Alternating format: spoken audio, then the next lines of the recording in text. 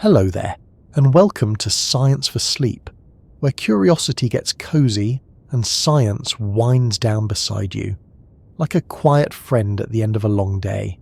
Tonight we're setting off on a gentle expedition across something vast, quiet, and seemingly unreachable. Not with a spaceship or a suitcase, not even with shoes, just with the soft hum of wonder and the slow turning of thoughts beneath the stars. Have you ever looked up and wondered if it's truly possible to go there? Not just to the moon or to Mars, but across the entire universe. To leap between galaxies, to step across the void, to somehow leave this little corner of space and find yourself somewhere utterly alien and unimaginably distant. It's the kind of thought that slips in when things go still, when the room dims and the world quiets down enough to hear your own questions echo. Before we begin, I'd love to know where in the world you're listening from. Maybe you're in bed, curled up with a blanket. Maybe you're lying back in a chair with the day slowly melting behind you. And what time is it there? Is it evening with the last golden light catching the windows, or has the night fully arrived, tucking in the world with street lamp shadows and hushed breezes? If you find this little journey soothing or gently fascinating, it would mean the world if you gave the video a like or maybe subscribed.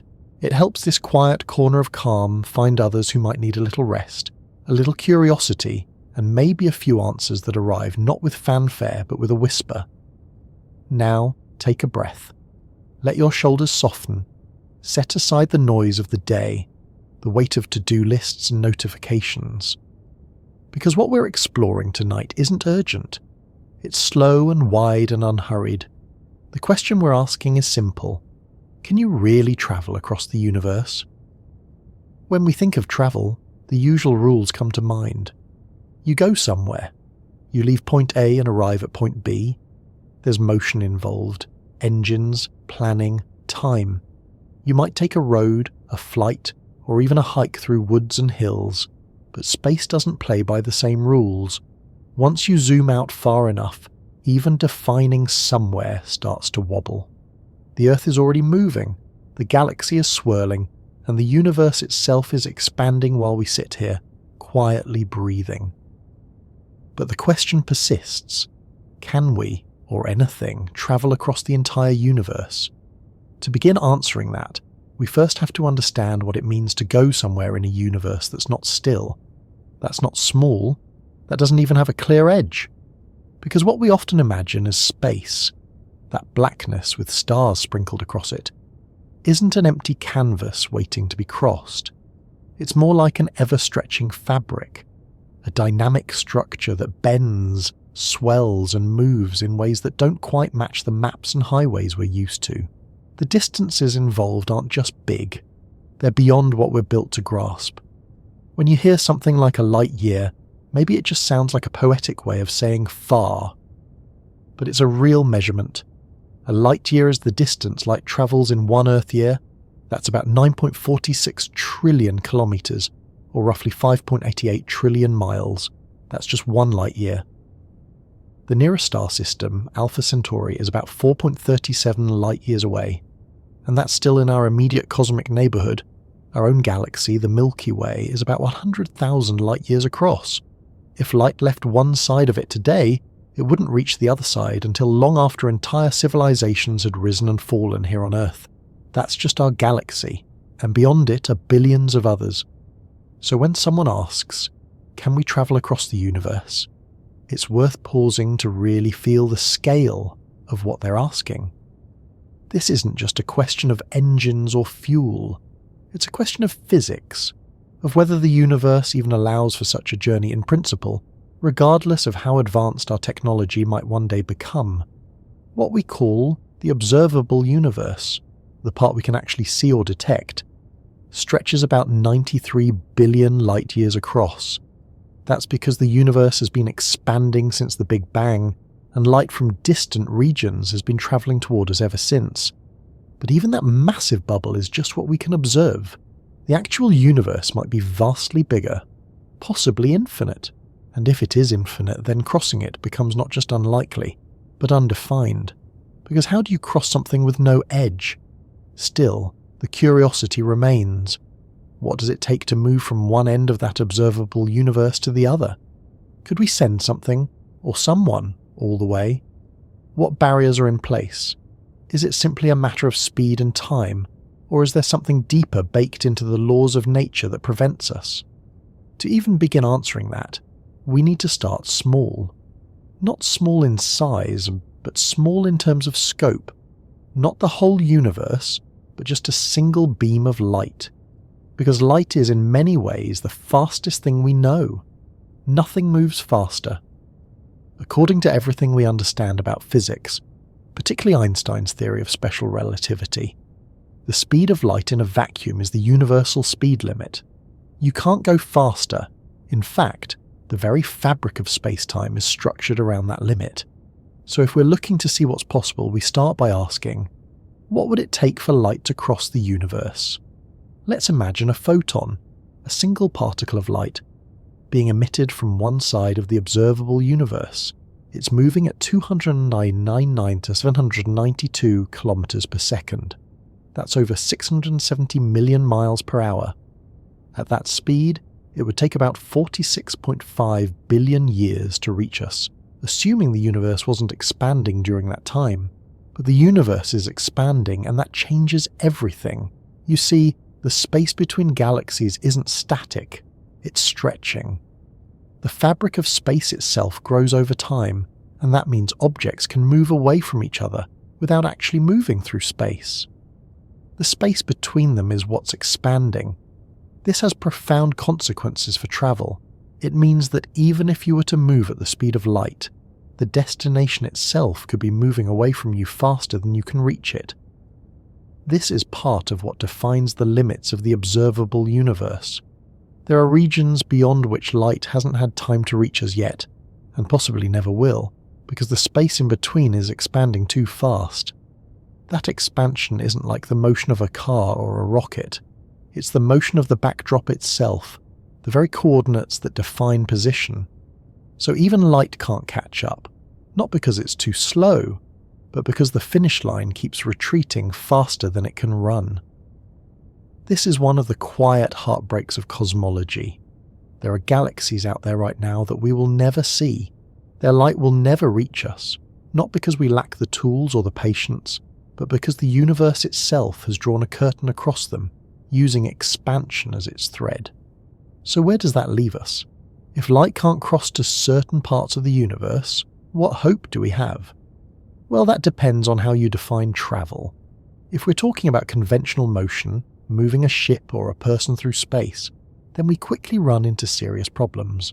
First, the energy required to approach the speed of light becomes enormous. The closer you get to that limit, the more mass you effectively have, and the more energy you need to keep accelerating.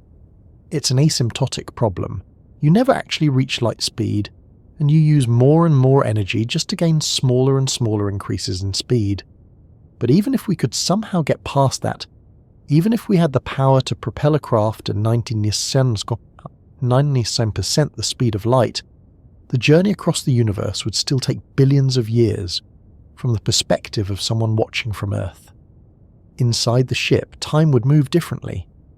Thanks to time dilation, the traveller might experience only a few decades or less, but everyone they knew back home would be long gone by the time they arrived anywhere useful. And when they got there, what they found might not be reachable anymore anyway, because the universe might have expanded further in the meantime. There's another problem too. Space isn't empty. At high enough speeds, even a single atom of hydrogen, which is common in interstellar space, becomes a dangerous projectile. At near-light speeds, the sparse particles floating between stars can damage or destroy a craft, simply because of the extreme energy of the collisions. So it's not just a matter of distance. It's not just about how fast you can go. It's about whether the structure of the universe allows for that kind of motion at all. Still, that's not the end of the story. There are ideas, speculative ones, yes, that imagine different ways of getting from here to there without going the usual route. These ideas don't rely on speeding through space, but on reshaping it. Because if space can stretch, maybe it can also bend, maybe it can fold, and that's where things start to get more interesting. If space can stretch, maybe it can also bend. That's the thought that quietly takes hold once you stop thinking of space as an empty container and start seeing it as something with properties. Not just a stage where the universe plays out, but an active participant. If that's true, then distance becomes something more slippery than we usually imagine. On Earth, distance is easy to grasp. You walk a mile, you drive 10 kilometers, you fly across a continent. The idea is simple because the space itself feels fixed. Roads don't expand while you're driving on them. The ocean doesn't swell under your boat mid-voyage. But in the universe at large, the very thing we're trying to cross is itself changing, sometimes in quiet, almost invisible ways. And that leads to a strange question. What does distance even mean when space itself isn't fixed? When the map shifts while you're holding it? To understand this better, imagine standing at one point in space and wanting to reach another at, say, 2 galaxies separated by 1 billion light years. You might think of the distance between them as a straight line, the shortest possible route. But in cosmology, that line doesn't stay the same. The space in between is expanding. So while the galaxies themselves might not be moving through space very much, they're still getting farther apart because the fabric between them is stretching.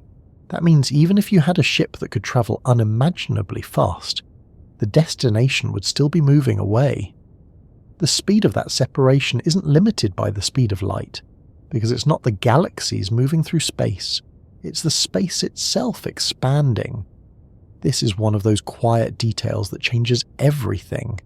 In regions of space far enough away, the expansion of the universe makes those galaxies recede from us faster than light can travel. And so, we lose sight of them, not because of a cloud or a shadow, but because their light can't ever reach us. They're slipping over a cosmic horizon. Now you might wonder how that's even allowed. If nothing can travel faster than light, how can galaxies be moving away from us at faster than light speeds? The key is understanding that it's not their motion that's breaking the rule. It's the expansion of space itself, and that expansion doesn't follow the same speed limits. It's not that objects are racing through space faster than light. It's that the space in between them and us is growing, and the speed of that growth can exceed light's ability to keep up. That's why distance gets so complicated once you step beyond the neighbourhood of stars and start thinking on truly cosmic scales. Because the farther you go, the less stable the concept becomes. It's like trying to measure the distance between 2 points on a balloon while the balloon is being inflated. You can measure the length of the surface at one moment, but as soon as the balloon grows, the measurement changes. The points themselves haven't moved, but the distance between them has grown. And that's exactly what happens across the universe. This changing distance doesn't just affect travel, it affects observation. When astronomers look at very distant galaxies, they aren't seeing them as they are now. They're seeing them as they were billions of years ago. And the light from those galaxies has been stretched along the way. Not just delayed, but physically stretched, increasing its wavelength. That's what we call redshift. It's not just a colour shift, it's a measurement of how much the universe has expanded since the light began its journey. Some of the light we see today left its source when the Earth hadn't yet formed. Some of it began travelling when the first galaxies were still taking shape. We're not seeing the universe as it is, but as it was, a patchwork of ancient light arriving from different moments in time. And because the space in between has expanded, those galaxies are now much farther away than they were when the light was emitted. So the current distance to a galaxy might be much greater than the travel time of its light would suggest. This is one of the reasons astronomers talk about different kinds of distance. There's proper distance, the actual separation at a given moment in cosmic time. There's co-moving distance, which accounts for the expansion of space. There's light travel time, how long the light took to get here, and each one tells you something slightly different about what you're seeing and how far away it really is. All of this makes the idea of travelling across the universe more complicated than just building a faster ship. Because there's no fixed route to chart, no stable roads to follow. The very thing you're trying to cross is in motion, and not in a way that you can easily predict or avoid. It also raises questions about goals. If we say we want to travel to another galaxy, we have to ask what we mean by that. Do we want to go to where that galaxy was when we saw its light, or where it is now? Because those are two very different places and they're getting more different every second. And then there's the scale. The Milky Way alone is home to perhaps 100 billion stars. Each of those stars may have planets. Many of them are too far for us to ever reach, even with our most ambitious ideas. And yet, that's just one galaxy. There are hundreds of billions more. The total number of stars in the observable universe is so large it's almost meaningless. Trillions upon trillions. More stars than grains of sand on all the beaches of Earth. To travel across that expanse, you'd need more than propulsion. You'd need a completely different way of thinking about space, time, and movement. That's where the idea of bending space comes in. If we can't go faster than light, maybe we can cheat in another way. Not by speeding up, but by shortening the path. In the balloon analogy, if 2 points are far apart along the surface, maybe you could press the balloon together and make those points touch. Then all you'd have to do is step across. That's the basic idea behind things like wormholes and warp drives. They don't break the speed limit, they just try to rewrite the route. But even those ideas run into problems. Because space isn't just flexible, it's also stubborn. It resists being folded or compressed without a fight. You can't just pinch the universe and expect it to behave. It takes energy, lots of it. And in most cases, the kind of energy we'd need doesn't exist in any usable form, or might not exist at all. There's also the question of stability. Even if you could create a shortcut through space, how do you stop it from collapsing the moment you try to use it? How do you make it traversable? How do you protect anything travelling through it from the extreme conditions inside? These aren't just engineering problems, they're questions about the nature of reality, whether space and time can be manipulated in the ways we imagine, whether the equations allow for it, and even if they do, whether those solutions are physically meaningful or just mathematical curiosities that don't correspond to anything real. At the moment we don't know. We have theories, equations, hypothetical constructs, but we don't have evidence. No wormhole has ever been observed. No warp bubble has ever been created. They remain, for now, in the realm of possibility. Not impossibility, but possibility without confirmation. That doesn't mean the idea is worthless. Sometimes, thinking about impossible things teaches us what's possible. It pushes the boundaries of understanding. It reveals the edges of what we know and the shape of what we don't. In the meantime, distance continues to be a moving target, one that resists being pinned down, and that makes the idea of crossing the universe something more subtle than a road trip on a cosmic scale. It becomes a question about definitions. What does it mean to cross something that's always changing shape? What does it mean to arrive when the destination is moving?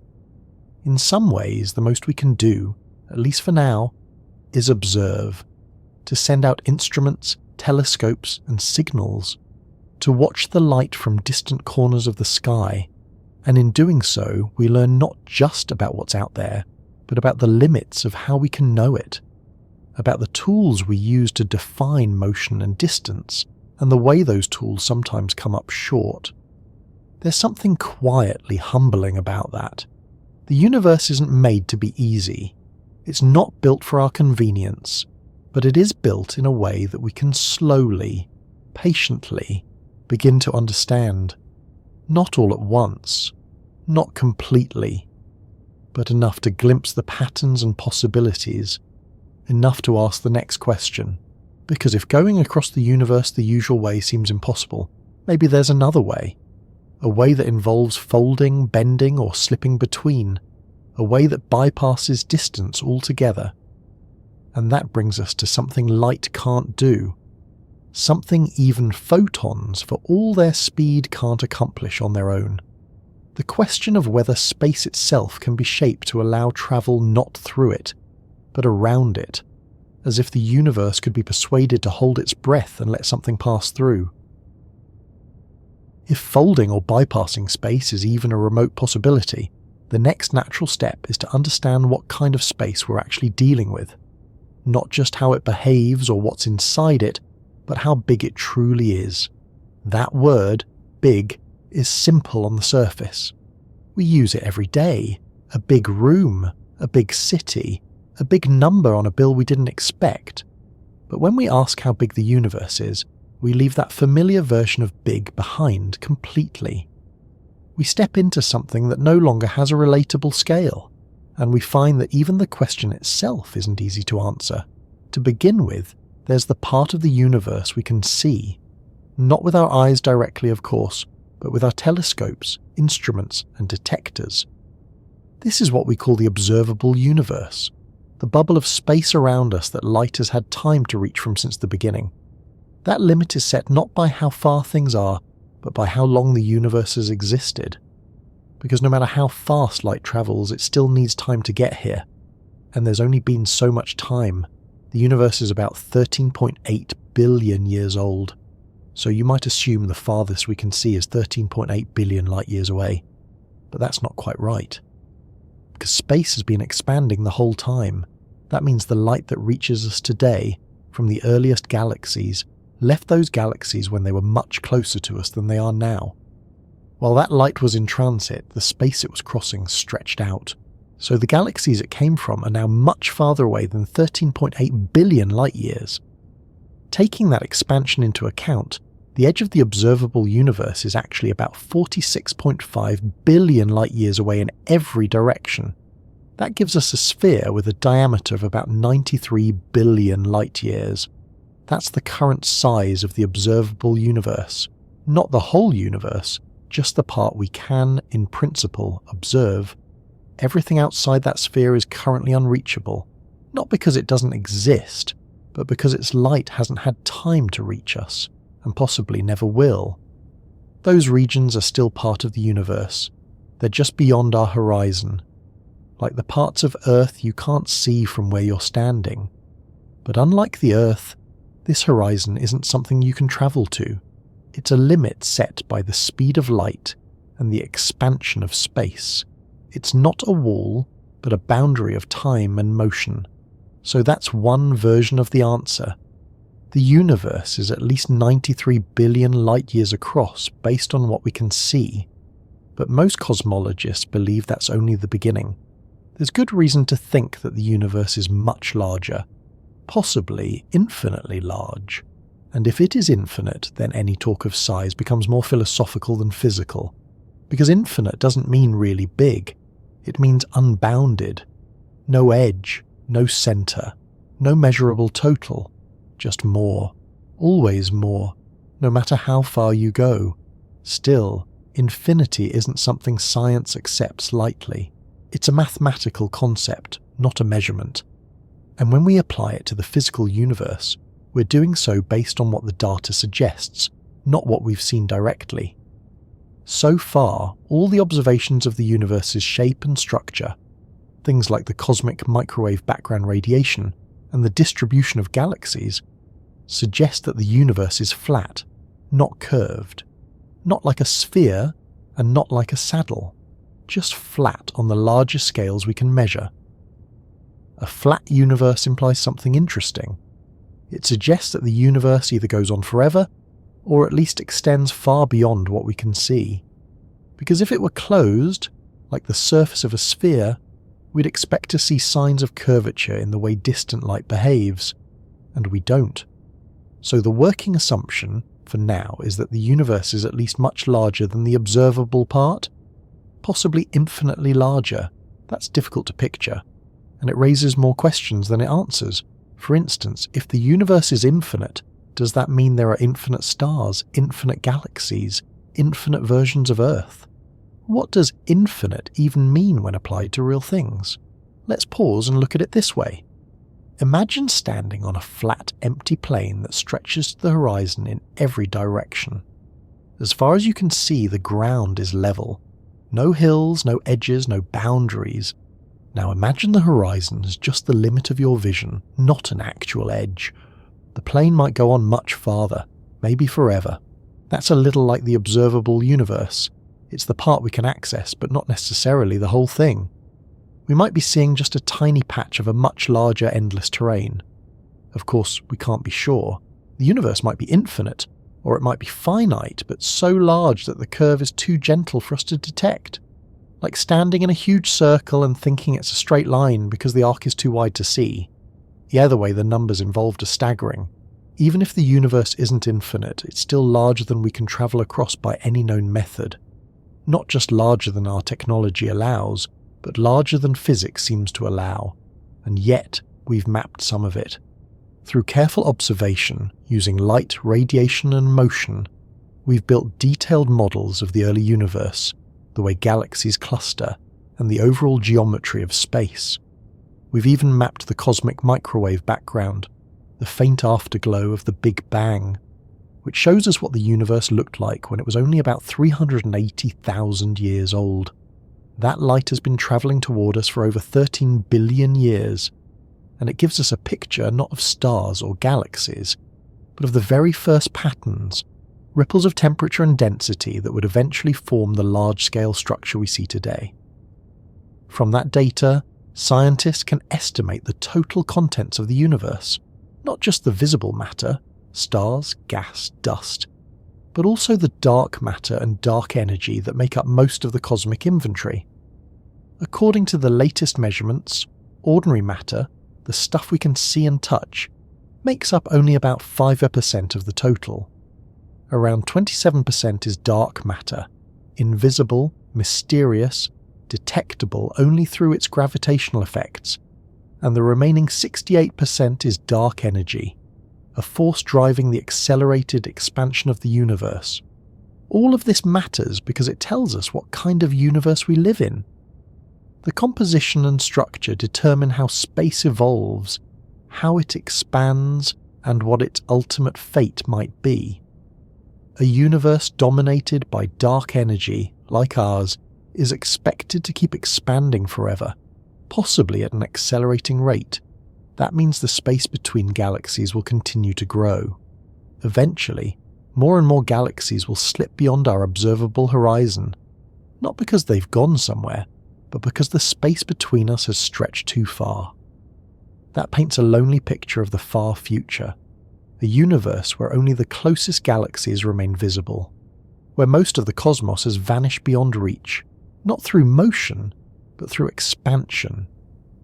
That's what we mean when we say the universe is big, not just that it's wide or full, but that it contains distances so vast and changes so gradual that we only notice them when we look across billions of years.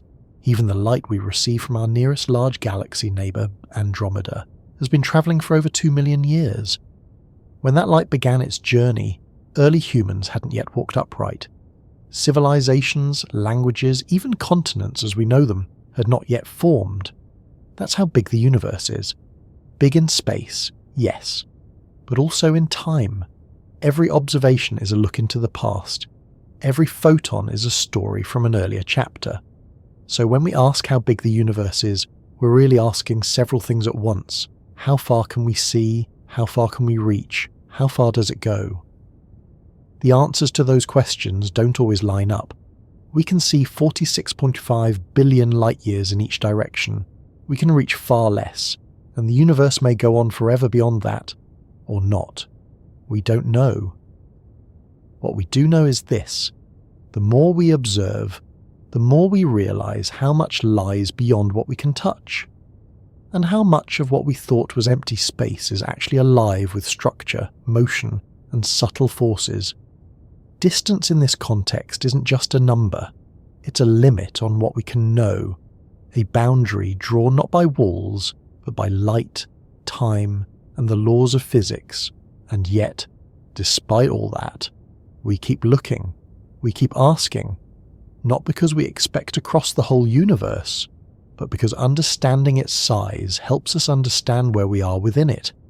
It shows us the scale of our surroundings and the rules that govern them, and sometimes, just sometimes, it reveals small cracks in those rules, possibilities we hadn't considered, ideas that might one day shift the conversation from what we can see to what we can do. Because if space is this big, and time is this deep, then the challenge isn't just reaching another galaxy, It's finding a way to think about movement and location in a universe that refuses to stay still. Not a flat map with clear routes, but a shifting sea where the stars are never in quite the same place twice. If the universe is too big to reach by ordinary means, and if space itself stretches and shifts beneath any attempt to cross it, then the only thing that ever really seems to travel across these cosmic distances is light. Not people, not ships, not signals in the usual sense, just light moving steadily, quietly, across the emptier stretches of space. That makes light more than just illumination. It's our connection to everything beyond our reach. Every image we have of a galaxy, a star or a cloud of gas halfway across the sky, is built from tiny packets of light, photons, crossing the void for millions or billions of years before finally reaching us, each one carrying a message, not written in words but in energy and colour and direction. We call light the fastest thing in the universe because in a vacuum nothing moves faster. It's not just a record holder, it's the limit. According to everything we know from relativity, the speed of light, about 292 kilometers per second, isn't just how fast light moves, it's how fast anything can move. More than that, it's the speed at which cause and effect can operate. Information, energy, motion. Nothing gets ahead of that boundary. It defines what can be seen, what can be influenced, what can be connected. But being the fastest doesn't mean being fast enough. Not on these scales. When light leaves a distant star, it travels with perfect loyalty. It doesn't rest, slow down, or stop for anything. And yet, it still takes its time. Because space is vast, and even something moving at nearly 300,000 kilometers per second still has to cover incredible distances. So it becomes a kind of courier.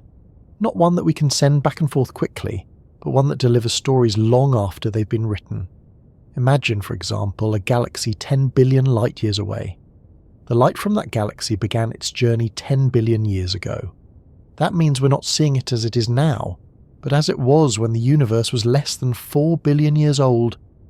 Whatever changes have happened there since, supernovae, new stars forming, black holes colliding, we won't know about them for a very long time, if ever, because the updated light hasn't arrived yet. This delay isn't just a curiosity, it defines how we explore the cosmos. We're not looking at the present, we're looking at a timeline spread out across the sky. Nearer objects show us recent events, farther ones show us the deep past, and the oldest light of all, the cosmic microwave background, shows us what the universe looked like before there were even stars. A glowing fog of hot plasma, cooling and expanding.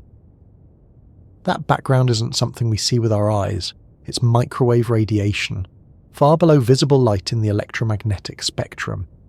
But it's there, all around us, in every direction. Like a memory the universe never forgot. And it's smooth, almost perfectly uniform, with tiny ripples of temperature that would eventually grow into galaxies, clusters, and the web of matter we now see. That light is the oldest message we've received. It's the limit of what we can observe directly. Not because nothing existed before that, but because before that time, about 380,000 years after the Big Bang, the universe was opaque, too hot, too dense. Light couldn't travel freely. Photons bounced around in a soup of particles, unable to escape.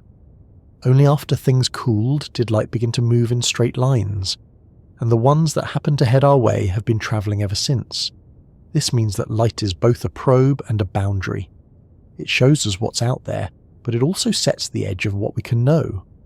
We can't see beyond that surface of last scattering, the moment the universe became transparent, because no light from earlier times has made it to us. And as light travels, it changes. Not because it slows down or gets tired, but because space itself stretches while it moves. That stretch pulls on the light's wavelength, increasing it. Short wavelengths become longer. Blue shifts to red. Infrared shifts to microwave. This is cosmic redshift. and it's one of the clearest signs that the universe is expanding. The farther away a galaxy is, the more its light has been redshifted. That gives astronomers a kind of ruler. By measuring the redshift of a galaxy's light, they can estimate how far away it is and how fast the space between us and that galaxy has expanded since the light left. It's not a perfect map, because the expansion rate has changed over time, but it's enough to build a picture, a three-dimensional view of the universe's structure, depth, and motion.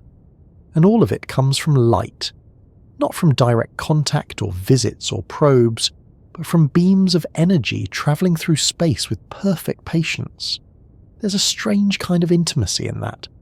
Light lets us see things we'll never touch. It brings us close to places unimaginably distant. It reveals beauty and violence, chaos and structure. And it does it without effort. Light doesn't need permission to travel, it just goes. The only requirement is time, but that time is the obstacle.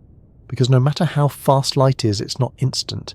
And in a universe this large, that means even the most basic communication across the stars is fundamentally delayed. If we sent a signal to a planet orbiting a star 100 light-years away, the message would take a century to arrive. And if someone responded immediately, their reply wouldn't reach us for another 100 years. A conversation that takes generations. A back and forth that spans lifetimes. This is part of what makes space travel, especially interstellar or intergalactic travel, so daunting. The distances aren't just far. They're set against a clock that doesn't bend. We might imagine faster-than-light travel in fiction, with warp drives and hyperspace lanes, but in reality, everything we send is bound to the speed of light or below. That means no real-time contact, no quick updates, just long, silent journeys. And it's not just human communication that's affected. Even light itself, for all its speed, can be outrun. Not in absolute terms, but by the expansion of space. In some regions of the universe, galaxies are receding from us faster than light because of that expansion. That's allowed. It doesn't violate relativity because it's not motion through space. It's the growth of space itself. But the result is the same. Light from those galaxies will never reach us. It's already too late. The space between us is growing too fast for the light to bridge the gap. So light is a messenger, yes, but it's not an immortal one. There are parts of the universe it will never connect us to. Places we can never observe, no matter how long we wait, or how good our instruments become. And yet, within its reach, light gives us everything. It tells us what elements exist in a star by revealing their spectral fingerprints. It shows us motion through Doppler shifts, blue for approaching objects, red for receding ones. It maps gravitational lenses, the bending of light by massive objects, which lets us see things otherwise hidden behind galaxies or clouds of gas. Light even reveals things that don't emit light at all. Dark matter, for instance, doesn't glow. But we know it's there because of how it bends light around galaxies. We see the effects, the distortions, the fingerprints on the images we receive. That's indirect observation, but it's real. It's how we build knowledge in a universe where most of what exists can't be touched or visited. And that's what makes light so essential. It's not just useful, it's foundational. Without it, the universe would be invisible, not just dark, but unknowable. Every telescope, every satellite, every sensor we've built to study the cosmos depends on catching those faint beams of ancient light, some visible, some infrared, some ultraviolet, X-ray or gamma ray, each with its own message, its own story, its own path. Even now, new observatories are being launched, space telescopes tuned to frequencies our eyes can't detect. They'll peer deeper into space and farther into time, pulling in photons from the earlier stars, the first galaxies, the formation of black holes. They'll extend the reach of our cosmic conversation, adding new chapters to the oldest story we know. But no matter how good they become, they'll always be limited by time, because every photon that arrives today is a messenger from the past, a snapshot, not live feed. and every new photon we detect is part of a story still unfolding across distances we'll never cross. That's the trade-off. In a universe too large to travel across, light becomes our only traveller. It goes where we can't. It returns with news, and it does so at the maximum speed allowed, but never faster. So when we ask how we might cross the universe, we're really asking how we might go where light has already been, how we might move fast enough to catch up, or how we might use light not just to see the stars but to understand what stands between us and them. And if light isn't fast enough for our needs, if its pace is too slow for crossing, then maybe we need to think differently. Maybe there's another way. A way not to chase the light but to find a path around the slowness, not through speed, but through a change in how space itself is shaped. If we're going to dream of travelling across the universe, or even across a tiny part of it, then at some point we have to confront the question of speed. Not just the idea of going somewhere, but going there fast enough to matter, fast enough to reach another star within a human lifetime, fast enough to leave our solar system and arrive somewhere meaningfully far away before everything we know has changed. At first glance, the solution seems obvious. Just go faster. If light can reach another galaxy in a few billion years, then all we have to do is get close to that speed. Build something powerful enough, efficient enough, advanced enough. Push harder, burn more fuel, and watch the stars get closer. But the universe doesn't work that way. Speed in space isn't like speed in a car or on a train. You can't just press the accelerator and expect the trip to shorten the way it does on Earth. Because here, we're not dealing with highways or tracks. We're dealing with fundamental limits. Not just practical barriers, but physical ones. The kind you can't push past, no matter how clever your design is. To understand why, we have to look at the rules that govern motion in the cosmos, particularly the ones shaped by Albert Einstein more than a century ago. His theory of special relativity wasn't just a refinement of Newton's mechanics. It was a redefinition of what motion is, what speed means, and how space and time respond when you try to move too fast. In everyday life, the effects of relativity are invisible. Drive down a highway at 100 kilometers per hour and nothing strange happens. Time doesn't slow, mass doesn't change, space doesn't bend. But the moment you start approaching the speed of light, even theoretically, everything begins to shift. According to relativity, as an object moves faster, its mass increases. Not in the usual sense of gaining weight, but in terms of how much energy is needed to keep accelerating it. The faster you go, the harder it is to keep speeding up, and the energy required doesn't increase linearly, it skyrockets. The closer you get to light speed, the more energy you need. And the equation doesn't level off. It goes all the way to infinity. That means no matter how powerful your engine is, no matter how perfect your fuel or futuristic your design, you can never actually reach the speed of light. You can get close, but each fraction closer costs exponentially more energy. And at some point the energy required becomes physically impossible. You'd need more than what the entire universe contains. It's not just impractical, it's forbidden by the laws of physics. So why not settle for a percentage? Say 90% of light speed. That's still unimaginably fast. At that velocity, you could cross the distance between Earth and Alpha Centauri, our nearest stellar neighbour, in about 4.7 years from Earth perspective. That's a huge improvement over chemical rockets, which would take tens of thousands of years. And from the point of view of the traveller, time would actually pass more slowly. Thanks to time dilation, a crew on board such a ship might experience the trip as even shorter, perhaps only a few months. The closer you get to light speed, the more time contracts for you. That's a real effect, confirmed by particle physics experiments and precision atomic clocks flown on high-speed aircraft. It's not just a theory. It happens, but there's a cost. Getting to that speed still requires enormous energy. The faster you go, the more energy is needed not just to accelerate, but to carry everything with you. The ship, the crew, the fuel. And the more fuel you need, the more mass you have, which increases the energy needed to move. It's a loop that gets worse the faster you go. This is known as the rocket equation problem. It describes how fuel requirements grow exponentially as you increase velocity, especially if you plan to carry your fuel with you. Every extra unit of speed demands more fuel, which adds more weight, which requires even more fuel to move. Eventually, the whole idea collapses under its own weight. To go faster, some proposals suggest collecting fuel along the way, scooping up hydrogen from the interstellar medium and fusing it in a high-efficiency engine. This is the basis for the Bussard ramjet, a concept proposed in the 1960s, but the density of usable material in interstellar space is incredibly low, just a few atoms per cubic centimetre, and the engineering required to make such a system work is still far beyond our current reach.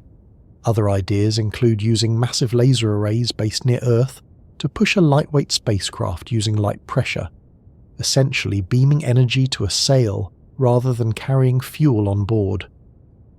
Projects like Breakthrough Starshot aim to use this principle to send tiny probes to nearby stars at a significant fraction of light speed. But these probes would be gram-sized, not ships, not habitats, just instruments with tiny cameras and transmitters sent as high-speed messengers. Even if such systems could work, they come with problems of their own: steering, power, communication, survival.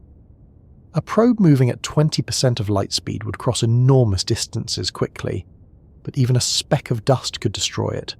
At those speeds, every particle in space becomes a deadly projectile.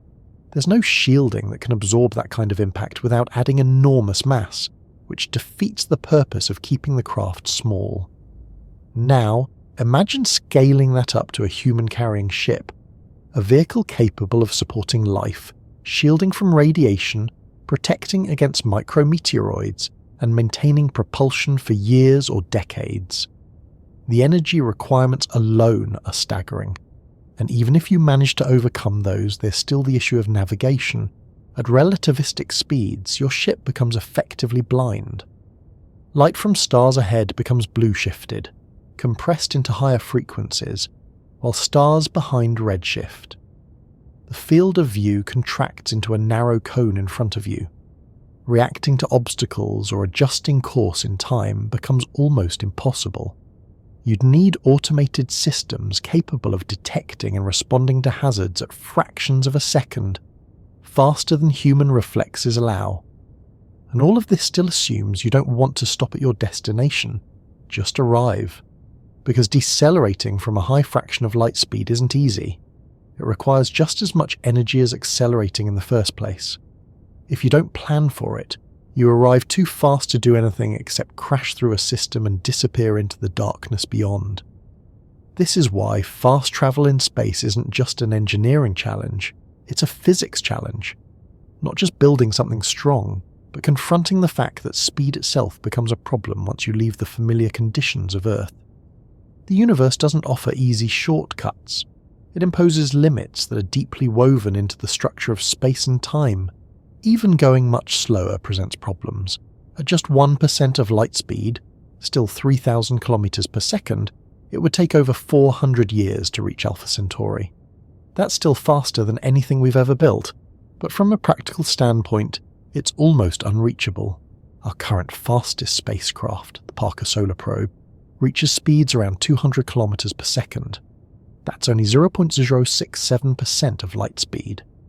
To go even 1% would require orders of magnitude more energy and technology than we've ever developed. It's possible to imagine fusion drives, antimatter engines, or other exotic propulsion systems. These ideas live mostly in theory and simulation. Some are backed by serious physics, others stretch the imagination a little further, but none are ready, none are tested, and all of them face the same basic problem. The faster you try to go, the more the universe pushes back. There's also the human factor. At relativistic speeds, exposure to cosmic rays and interstellar radiation becomes more dangerous. Even today, astronauts in low Earth orbit receive higher radiation doses than people on Earth. In deep space, unshielded crews would face a constant barrage of high-energy particles, and at high speeds those particles hit even harder, like bullets. Protecting against them would require thick shielding, which adds mass, which demands more energy. And the loop begins again. The result is a kind of quiet wall. Not an absolute wall, not one that says travel is impossible, but one that says speed is costly, complicated, entangled in rules that don't bend just because we want them to. It's why even the most advanced space agencies in the world aren't designing crewed missions to other stars. The distances are too great, the energy requirements too high, the returns too slow. So if going fast is so hard, harder than it sounds, harder than it looks, then the real question becomes, is speed even the right goal? That's where some thinkers have turned their attention not to propulsion, but to geometry. Not moving through space faster, but altering space itself, compressing it, folding it, changing the path so that you don't need speed at all, just a different shape of the journey. And that's where concepts like wormholes and warp drives start to appear. Not because we can build them yet, or even know if they're physically real, but because they represent a way to think outside the speed limit, to get around the problem of going fast by asking whether we need to go at all. Because if space is flexible, if it can bend and stretch, then maybe there's a route through the universe that doesn't depend on acceleration at all, just a shift in the fabric itself. And maybe, just maybe, that shift is enough to change the entire question. If speed isn't the way forward, then what exactly is holding us back? We keep circling around one specific number, the speed of light, nearly 300,000 kilometers per second, the fastest thing we've ever measured and the fastest anything can go, according to our best understanding of physics. That number isn't just a fact of nature, it's a boundary built into the structure of reality, one that Albert Einstein made central to how we understand motion, time, and space itself. Before Einstein, speed was more straightforward. If you were on a train going 50 kilometers per hour and you walked forward at 5 kilometers per hour, your total speed relative to the ground would be 55. The two velocities added together. That makes intuitive sense because that's how things work at everyday speeds. Newton's laws handle that kind of motion perfectly well.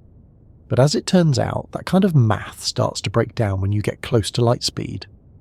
The breakthrough came in 1905 when Einstein introduced his theory of special relativity. One of the key insights was simple but strange. The speed of light is the same for all observers, no matter how fast they're moving. That goes against intuition. If you're standing still and shine a flashlight, the beam moves away from you at the speed of a light. If someone else is moving toward you at half the speed of light, you might expect they'd measure the beam approaching at 1.5 times the speed of light. But they don't. They still measure it as moving at the speed of light. Always the same. That consistency has consequences. To keep the speed of light constant, space and time have to stretch and compress depending on how you move.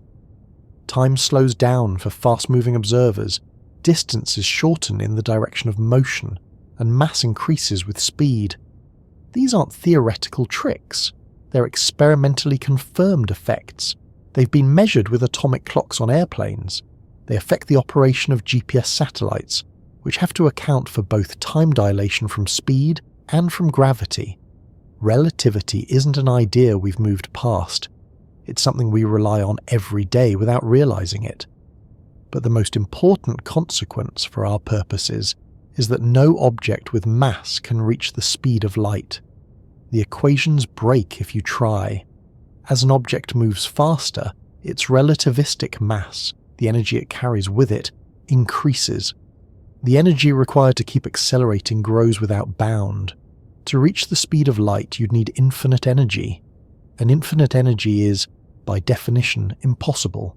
That's Einstein's speed limit. It's not just a guideline, it's a hard stop. No signal, no object, no spaceship, no message can go faster. And that changes how we think about space travel. Because if you can't go faster than light, then the entire structure of distance and time across the universe is locked in place. No shortcuts through speed, No zipping across the stars, the limit isn't arbitrary. It's not like a speed limit on a road where you can technically break it if you're willing to risk a ticket. It's a boundary enforced by the geometry of space-time. The very fabric of reality is constructed in a way that makes this limit unavoidable. Light doesn't just move at the maximum speed, it defines the causal structure of the universe. What can affect what can reach what, and in what order. Think of it like this. Every event in the universe, a flash of light, an explosion, a decision, creates a bubble of influence, a zone that expands outward at the speed of light. Anything inside that bubble can, in principle, be affected by the event. Anything outside it cannot. That creates a kind of cosmic web of connections, where each point in space-time is linked only to the points that lie within its past and future light cones. Go outside those cones, and you're out of reach. Not just practically, but fundamentally. This structure has a name, causality. It's what keeps events ordered. Causes come before effects. Signals can't arrive before they're sent, and it's all enforced by the speed of light. If you could break that limit, if you could move faster, you could send messages backward in time, trigger effects before their causes, break the sequence of logic that underpins physics. This is why physicists treat the light barrier with such seriousness. It's not just about speed, it's about keeping the universe consistent, preventing paradoxes, preserving the arrow of time. So when we imagine travelling across the universe, we have to work within that structure. We can't just accelerate until we're going faster than light. We can't send messages instantly across galaxies. We're always bound by the light cone, always subject to the delay imposed by distance and the speed limit that defines it. But there's something else that makes this more complex. The speed of light is constant in a vacuum. That's important, because most of the universe is a vacuum, or very close to it. But light slows down slightly when it moves through materials, like water or glass. Not in a way that breaks relativity, because the ultimate limit still applies to information and energy in a vacuum, but it does mean light can be manipulated in interesting ways. Even more curious is the way certain quantum effects can make it look like something moves faster than light, without actually breaking the rules. In quantum tunneling, for example, particles can appear on the far side of a barrier instantly, as if they'd skipped over it without travelling the intervening space. But the math shows that no usable information or energy actually moves faster than light. The appearance of superluminal motion is an illusion, a quirk of probability waves and measurement. Then there's the phenomenon of entanglement, where two particles become linked in such a way that measuring one instantly determines the state of the other, no matter how far apart they are. Einstein famously called this spooky action at a distance, because it seemed to imply faster than light influence. But again, no information is actually transmitted that way. The outcomes are correlated, but not controllable. You can't use entanglement to send a message, so causality remains intact.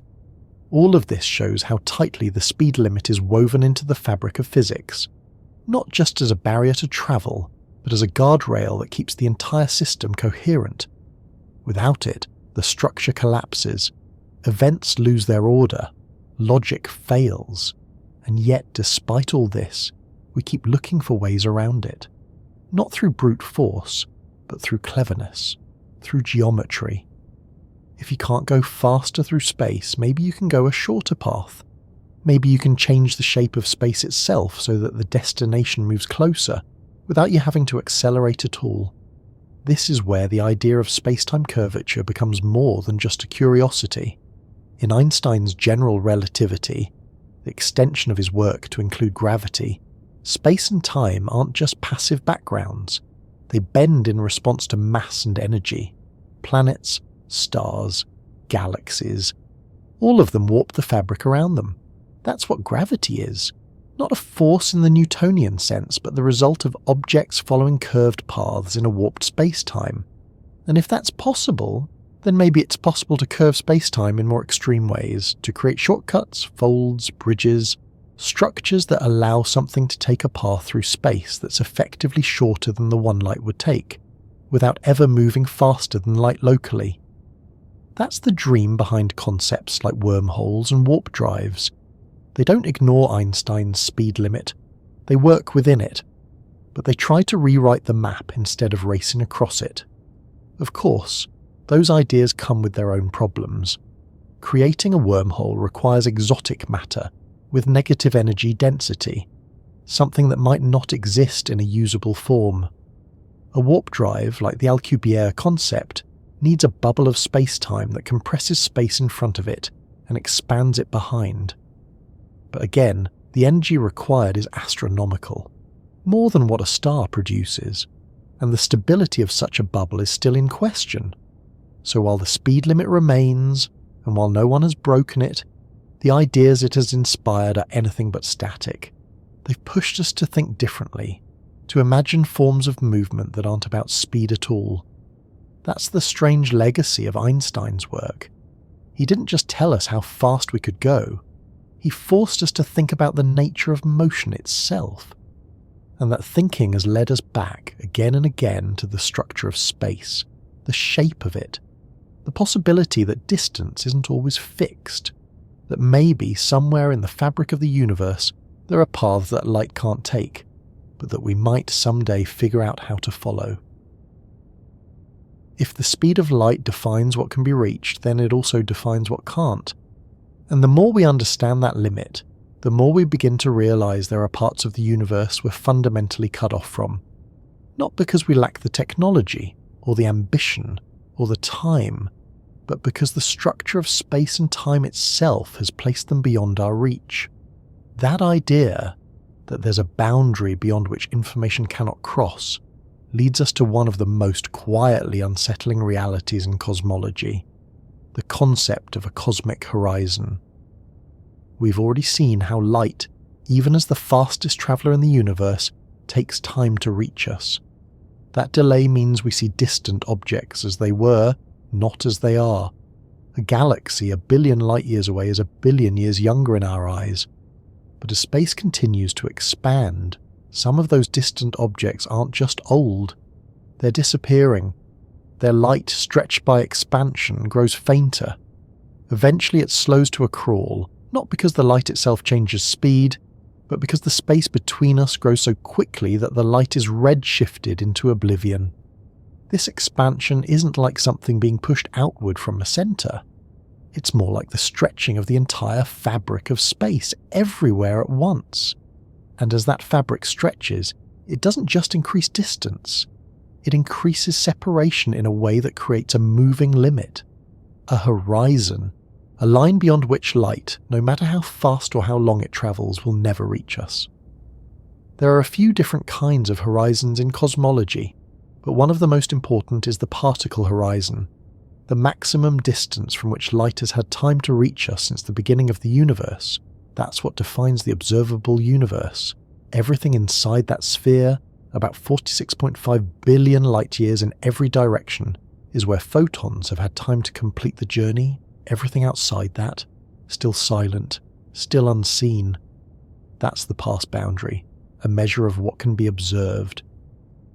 But there's another horizon that's perhaps even more profound. The event horizon of the universe, not the same as a black hole's event horizon, but similar in meaning. It's the limit beyond which light sent toward us today will never arrive, no matter how long we wait. Not because of dust, or darkness, or distance, but because the space between is growing faster than the light can cover it. This isn't a fixed line. It depends on the rate of expansion, which itself depends on the amount and behaviour of dark energy. Observations over the past few decades suggest that the expansion of the universe is accelerating. That means more and more of the universe is drifting beyond our reach, not in space, but in time. The light from those galaxies is still moving, still heading toward us, but the finish line is receding faster than the light can gain ground. Eventually, galaxies we can see now will fade away. One by one, they'll fall over the horizon. Not with a flash or a sound, but with a gradual dimming. Their light will stretch into longer wavelengths, then into microwave, then radio, and finally into nothing. That process takes billions of years, but it's happening. The future universe will be darker, not because things are dying, but because the distance between everything is growing too fast for visibility to keep up. That's the concept of a cosmic event horizon, a limit not in space but in observability, and it has consequences, because anything beyond that line is permanently unreachable, not just for us now, but for anyone, ever. That light is lost to us, and if travel is bound by the same rules, then so is motion. There are places we can never go, not because of practical limitations, but because the structure of the universe has made them unreachable. It's not easy to grasp what that means. We tend to think of space as being open, at least in theory. Give it enough time, enough fuel, enough technology, and you can go anywhere. But the horizon tells us that's not true. There are parts of the universe we'll never visit, never see, never know. Not because they're too far, but because they've moved past the boundary of connection. The light they send today will never arrive, and if we sent a ship in their direction, it wouldn't reach them either. The destination would keep moving away faster than the ship could travel, like trying to catch the edge of a shadow that retreats as you move toward it. This brings us to a deeper question. If the universe has a horizon, does that mean it has an edge? The answer, strangely, is no. The universe doesn't have an edge in the traditional sense. It may be infinite, or it may be curved back on itself in ways we don't yet fully understand. But the horizon isn't a physical border. It's a consequence of time and motion, of what's been able to reach us since the beginning and what still has the potential to do so. Imagine standing in the middle of a vast foggy plain. You can see a certain distance in every direction, limited by how far sound or light can travel. Beyond that, the plain continues. There's no wall, no cliff, no drop, just more of the same, hidden by the fog. That's what the cosmic horizon is like. It doesn't mark the end of the universe, just the end of what's accessible. Now we might wonder, is the horizon the same for everyone? Or does each observer have their own? The answer is, once again, a little stranger than expected. The horizon is relative. Every observer in the universe, no matter where they are, sees themselves at the centre of their own observable sphere. That doesn't mean anyone is in a privileged position. It just means that the light reaching you has travelled through your specific path in space-time. A galaxy 10 billion light-years away sees its own observable universe centred on itself. Some of what it sees overlaps with what we see, some of it doesn't. From its point of view, we're also 10 billion light-years away. It sees our past, just as we see its past. And just as we have a horizon, so does it. The structure repeats everywhere, not because the universe has a centre, but because every point experiences its own version of time and light. This also means that as time passes, our horizon grows. Light from more distant regions has time to arrive. The observable universe gets bigger, but only slowly, and the accelerating expansion means that, at some point, even though the past horizon grows, the event horizon, the future limit, shrinks. There's a shrinking window for new light to reach us. Eventually, most of the universe will be out of contact permanently. That's a hard concept to sit with. The idea that the majority of the universe will vanish from view, not because we turned away, but because it crossed a line we didn't draw. A moving line that separates what can still reach us from what never will. And it's not just distant galaxies. In the far future, trillions of years from now, even the nearest galaxies will move beyond the horizon. All that will remain visible are the galaxies gravitationally bound to ours. The local group, a small cluster of galaxies including the Milky Way and Andromeda, will merge into a single massive galaxy over time. Everything else will disappear. The sky will grow emptier. New observers born in that future era will see a very different universe. One without visible evidence of cosmic expansion. One where the observable universe appears quiet, small, and isolated. That's the long-term view. But even now, We see hints of the horizon in the way light behaves, the redshift of distant galaxies, the faintness of ancient quasars, the thinning out of detectable signals from the cosmic background. All of it points to a universe in motion, not just motion through space, but motion of space itself. And that raises another question. If some galaxies are beyond the horizon, does that mean they no longer exist? The answer depends on what we mean by exist. They did exist when they emitted the light we see. They may still exist now, continuing their lives, forming stars, rotating, colliding. But we can't confirm that. Their present, if they have one, is beyond our knowledge. We can only see the image they left behind, and that's not a flaw in our instruments. It's not something better technology will fix. It's a limitation set by the universe itself. The structure of causality, the light cone, the rules of motion. So when we ask if we can travel across the universe, the horizon forces us to clarify what that really means. Are we talking about going from one side of the observable universe to the other? Or are we imagining a trip beyond the horizon, to a part of space that no light will ever reach?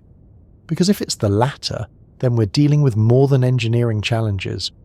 We're dealing with a fundamental separation, a cut in the fabric of connectivity, a place that is not just far but unreachable, not temporarily but forever. And if that's true, then our universe is larger than we can ever explore, not just practically but physically. Entire regions are out of contact, entire galaxies, perhaps infinitely many, are moving away from us not slowly but permanently. It doesn't mean those places aren't real, it just means they're disconnected, not part of our story anymore, and we, in turn, are disappearing from theirs. In a sense, every galaxy is an island, slowly becoming more alone as the sea of space expands. And so we come back, again, to the question of connection. If speed won't get us there, and if expansion makes the destination unreachable, then perhaps the real challenge is finding some other way to reconnect what's been pulled apart. Maybe, somewhere in the theory, there's a loophole, a tunnel, a fold, a way not to chase the retreating edge but to leap ahead of it. If the universe is pulling itself apart faster than we can chase it, and if the speed of light sets a ceiling we can't crack, then the most tempting idea left is one that turns the whole game on its side. Instead of pushing ourselves faster and faster across the growing void, maybe we don't have to cross it at all. Maybe we could reshape space itself, shrink the distance rather than trying to cover it. That shift in thinking is what leads to one of the most fascinating and often misunderstood ideas in physics, the possibility of bending space. It starts with a change in perspective. In everyday life, we treat space as a background, static, reliable, a flat surface we move across. You walk across a room or fly across a continent, and you don't need to think about space itself changing. It's the canvas, not the paint. But when Einstein introduced general relativity, that entire framework changed. Space wasn't just a stage anymore, it became part of the performance. According to general relativity, space is dynamic. It can curve, stretch, warp, and ripple, not metaphorically, but physically. Massive objects, like planets and stars, don't just exist in space. They alter it. They bend it. Gravity isn't a force in the old Newtonian sense. It's the result of objects following the natural path through curved space-time. This is more than just a visualization trick. It's measurable. The bending of starlight near the sun during a solar eclipse was one of the first confirmations of Einstein's theory. It's also how gravitational lensing works. Distant galaxies and quasars appear distorted or duplicated when their light passes through a massive cluster on its way to us. That lensing isn't caused by glass or air, it's caused by the curvature of space. If mass can bend space, then the natural next question is, can we bend space intentionally? Not with stars and planets, but with technology, or with carefully shaped fields. Could we take advantage of space-time's flexibility and mold it into a shape that shortens the path between 2 points? In principle, the answer is yes. Spacetime is malleable, at least under the right conditions, but the devil is in the details, or more precisely in the energy. One idea that has captivated scientists and science fiction writers alike is the concept of a wormhole, a shortcut through space. Not a tunnel in the usual sense, but a kind of bridge that connects two distant regions of space-time.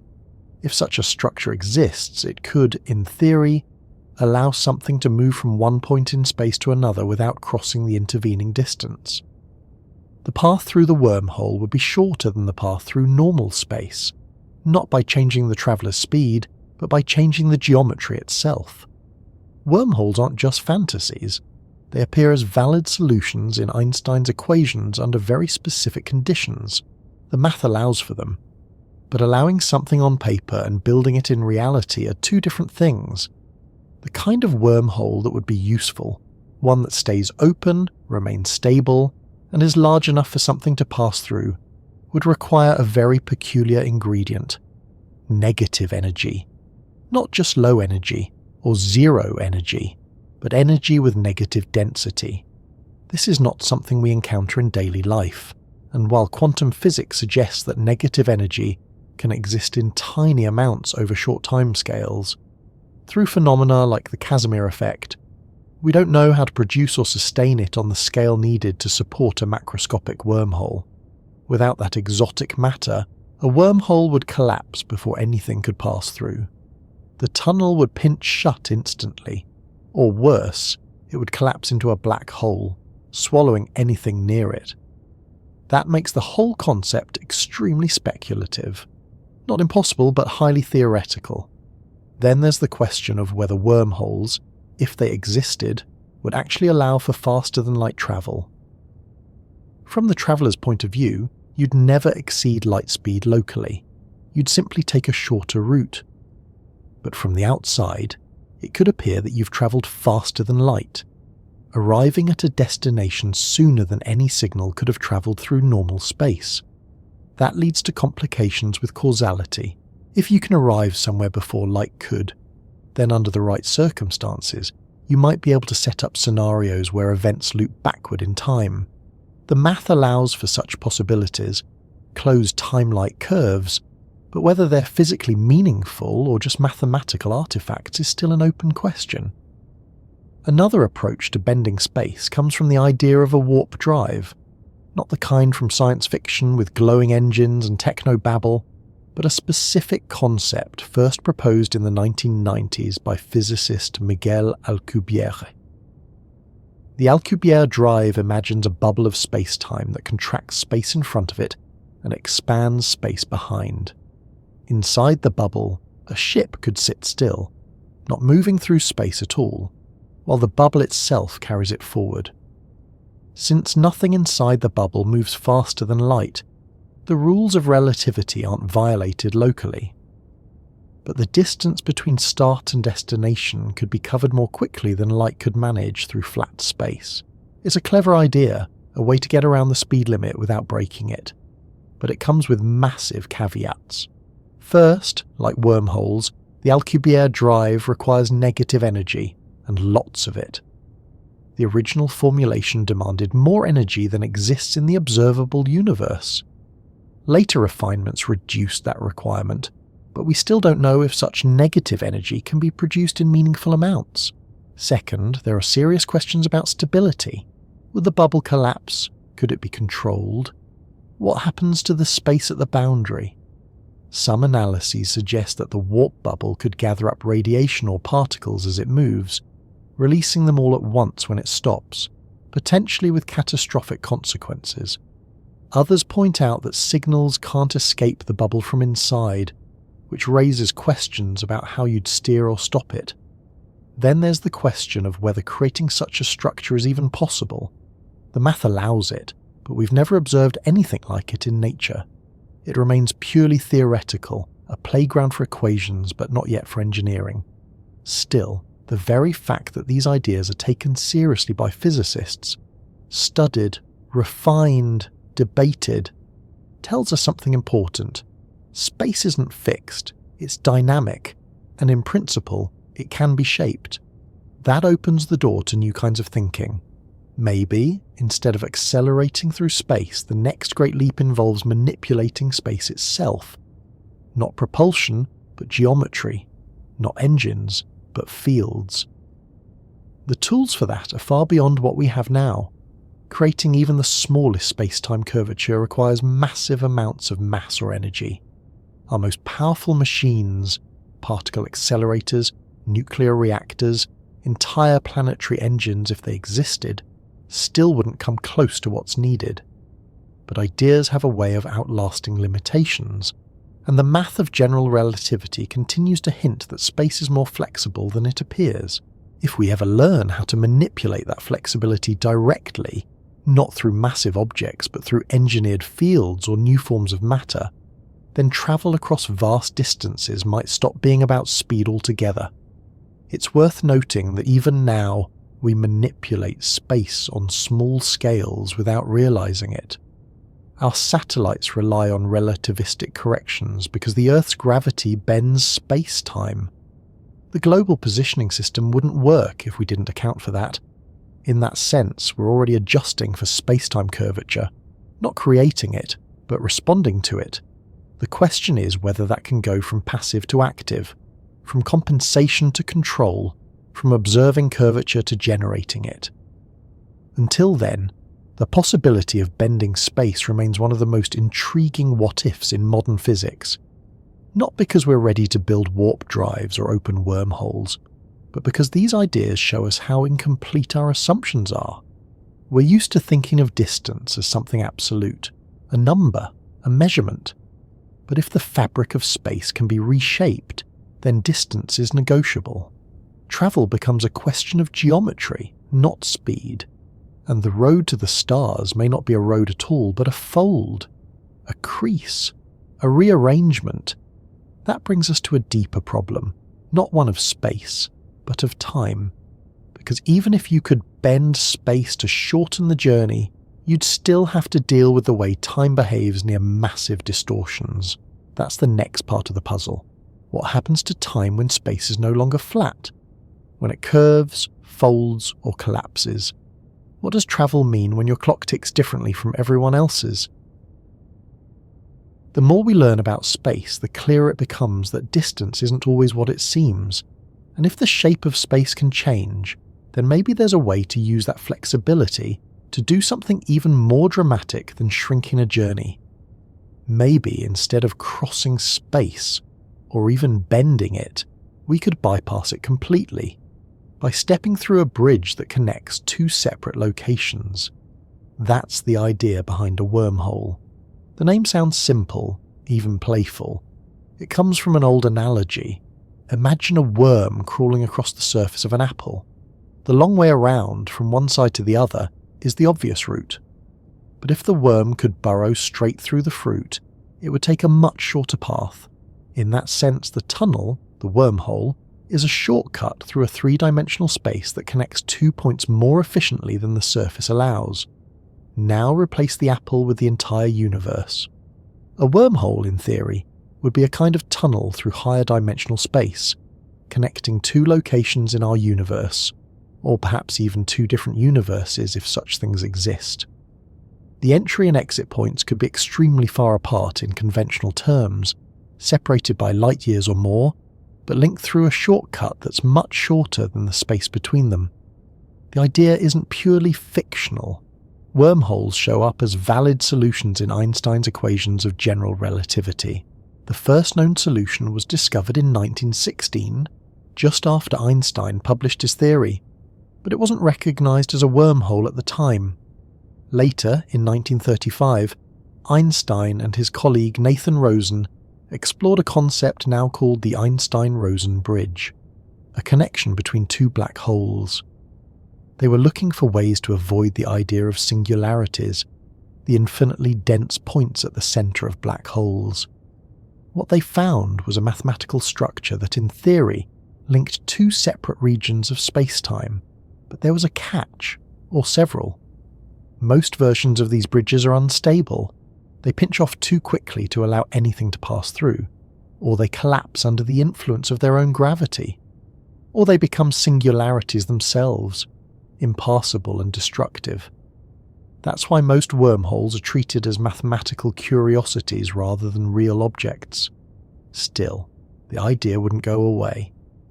In the 1980s, physicists like Kip Thorne began exploring whether there might be a way to keep a wormhole open. What they found was that it might be possible, but only if you had access to something very strange: negative energy. Negative energy isn't just the absence of energy. It's a kind of energy that does the opposite of what we expect. Instead of pulling things together, it pushes them apart. Instead of curving space inward, it curves it outward. That's the kind of effect you'd need to hold a wormhole open, to keep the tunnel from collapsing under its own gravity. In theory, quantum physics does allow for negative energy, at least in very small amounts, over very short times. One example comes from the Casimir effect, where two metal plates placed very close together in a vacuum experience a tiny attractive force, caused by differences in quantum fluctuations on either side. That's a real, measurable phenomenon. It suggests that the vacuum of space isn't truly empty. It's full of energy, some of it negative. But creating and controlling negative energy in amounts large enough to stabilize a wormhole is another matter entirely. We don't know how to do it. We don't even know if it's physically possible on macroscopic scales. The math says it's required. Reality hasn't confirmed that it's available. Assuming, for the sake of exploration, that we could somehow access this exotic matter, a traversable wormhole would still come with conditions. For one, the entry and exit points, called mouths, would need to be held apart. That's not a small thing. If you place them near each other, they could collapse into a single massive object, behaving more like a black hole than a bridge. You'd need some way to stabilize the geometry, to keep the tunnel from distorting or folding in on itself. Then there's the question of where the mouths are located. In principle, they could be placed anywhere, in space or in time. That's one of the strangest implications of wormholes. If you move one mouth relative to the other, time dilation could turn the bridge into a kind of time machine. That's not science fiction logic. It's a real consequence of relativistic physics. Imagine holding one end of a wormhole stationary, while moving the other end at near light speed for a while, then bringing it back. The moving end would experience less time than the stationary one due to time dilation. If the wormhole remains open and stable, then entering one mouth could mean exiting the other at an earlier or later time. That creates the possibility of closed time-like curves, loops through space-time where an event could influence its own past. This raises all the usual paradoxes associated with time travel. Could you go back and prevent yourself from entering the wormhole in the first place? Would events become inconsistent? Or would the universe prevent such contradictions through some unknown mechanism? Physicists don't have a consensus answer. Some argue that wormholes leading to the past are forbidden by principles like the chronology protection conjecture, which suggest that the laws of physics conspire to prevent time travel. Others believe that quantum effects would destroy such wormholes before they could be used. Still others think that causality might be preserved through self-consistent loops, where events influence the past, but only in ways that maintain consistency. The point is, wormholes are not just shortcuts through space, they're shortcuts through space-time, and that means they touch every part of the structure we usually take for granted: distance, motion, order, cause, and effect. Even if a stable wormhole could exist, it wouldn't necessarily be a universal solution. The mouths would have to be created and placed beforehand. You couldn't simply generate a wormhole to anywhere you wanted to go. You'd need to build it in advance, or find one already existing. That raises another possibility. What if wormholes already exist in nature? Could they form naturally, like black holes or neutron stars? Some theories suggest they could, particularly in the early universe, when densities and energies were extreme. But if they did form, and if any survived, we've never observed one. No gravitational lensing that suggests a tunnel, no strange signals that can't be explained by other means. Detecting a wormhole would be extremely difficult. It might look like a black hole, distorting light, bending space, but without the deadly singularity. Or it might be completely invisible unless something passed through it. There have been searches for such anomalies, especially with sensitive astronomical surveys, but nothing has been confirmed. That doesn't mean wormholes don't exist, it just means for now they're still theoretical. That's not a failure, it's part of the process.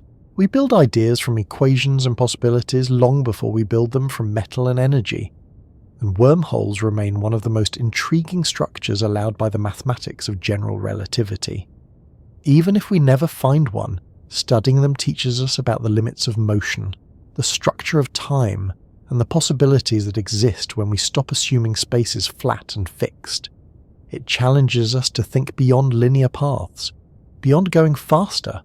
It forces us to consider what it would mean to step sideways in the fabric of the cosmos, not moving through space but around it.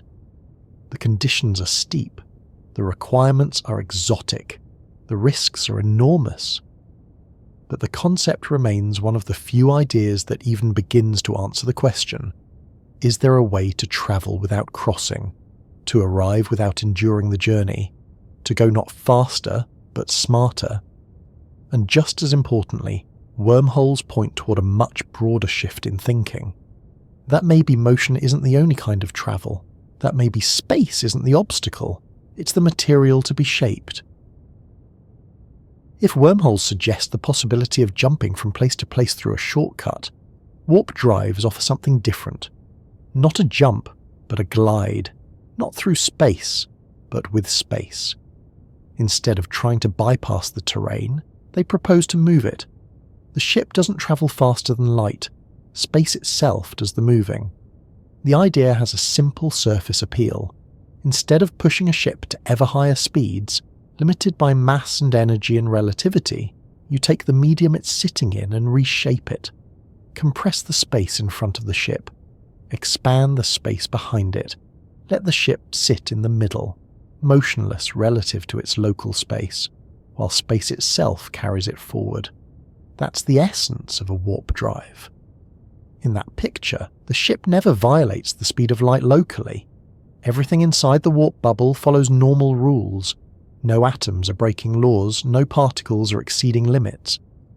But to an external observer, the ship seems to move faster than light would through flat space. The trick is that nothing inside the bubble has to break the rules, because the rules don't apply in quite the same way when space itself is changing. The most well-known theoretical model for this is the Alcubierre drive, proposed by Mexican physicist Miguel Alcubierre in 1994. Using Einstein's field equations, he showed that a specific configuration of spacetime curvature could allow for effective faster-than-light motion without violating the local laws of physics. His model describes a bubble of flat spacetime surrounded by a shell of spacetime curvature, negative energy in the front to contract space, and positive energy in the rear to expand it. That bubble would carry whatever's inside it, and in theory, it could move faster than light through external space, simply because the space around it is doing the stretching and contracting. The ship inside the bubble isn't accelerating at all, it just rides the wave.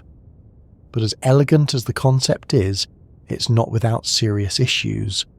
The first and most immediate is the matter of energy. When Alcubierre first proposed the idea, the energy required to create even a small warp bubble was astronomical. Some estimates put it at more than the mass energy of the entire observable universe. Later refinements, using different geometries or assumptions, brought that requirement down, but only slightly. Even optimistic versions still require more energy than anything humanity could produce. And worse, it's not just any kind of energy. It requires negative energy, or more precisely, a region of space-time with negative energy density. Just like the traversable wormhole, the warp drive depends on exotic matter, stuff that behaves in ways no known substance does. While quantum theory allows for brief, small negative energy states, there's no evidence they can be sustained or scaled up. Assuming somehow that exotic matter could be created or managed, the next problem is control, A warp bubble moves space itself. That means normal engines or steering systems wouldn't work. You can't apply thrust to control a bubble of space-time. You'd need some kind of field manipulation to generate and direct the curvature. That implies a whole new kind of technology, something that can shape space-time like clay. And then there's the question of entry and exit. Once you're inside the bubble, how do you get out? Some versions of the theory suggest that nothing inside the bubble can communicate with the edge. Information, signals, commands, all trapped. That makes stopping or changing direction problematic. You could find yourself unable to steer, unable to decelerate, carried forward until the bubble collapses, or hits something. There's also the issue of what happens at the front edge of the bubble. As the bubble moves through space, it gathers up particles and radiation. These accumulate at the front, compressed and energized. When the bubble stops, all that stored energy is released at once. The result, according to some models, could be catastrophic. A blast of high-energy radiation equivalent to a small supernova. Not an ideal arrival. Other concerns include the effects on space-time itself. A warp bubble that distorts space on large scales could create gravitational waves or other unpredictable side effects. It could tear or stretch space-time in dangerous ways, especially if something goes wrong with the field structure, and if the drive creates closed time-like curves, as some variants might. It could raise paradoxes of causality, potentially leading to logical inconsistencies or instabilities. Despite these concerns, research into warp drives hasn't stopped. It's remained mostly theoretical, but a few labs and institutions have explored the idea at a conceptual level. NASA's EagleWorks laboratory, for instance, examined low-energy configurations that might produce detectable space-time distortions, not for full warp travel, but to test the underlying principles. Other researchers have published revised models that reduce energy requirements or adjust assumptions about the geometry of the bubble. But so far, no experiment has detected a warp field. No prototype has shown even the faintest sign of bending space. The equations remain interesting, but the engineering remains out of reach. Even so, the Alcubierre drive has captured imaginations, and not just because it's exotic. It offers a glimpse of what space travel could be if we moved beyond traditional propulsion. If space can be reshaped, then motion doesn't have to come from engines or exhaust. It can come from geometry, from manipulating the medium itself. That's a powerful idea.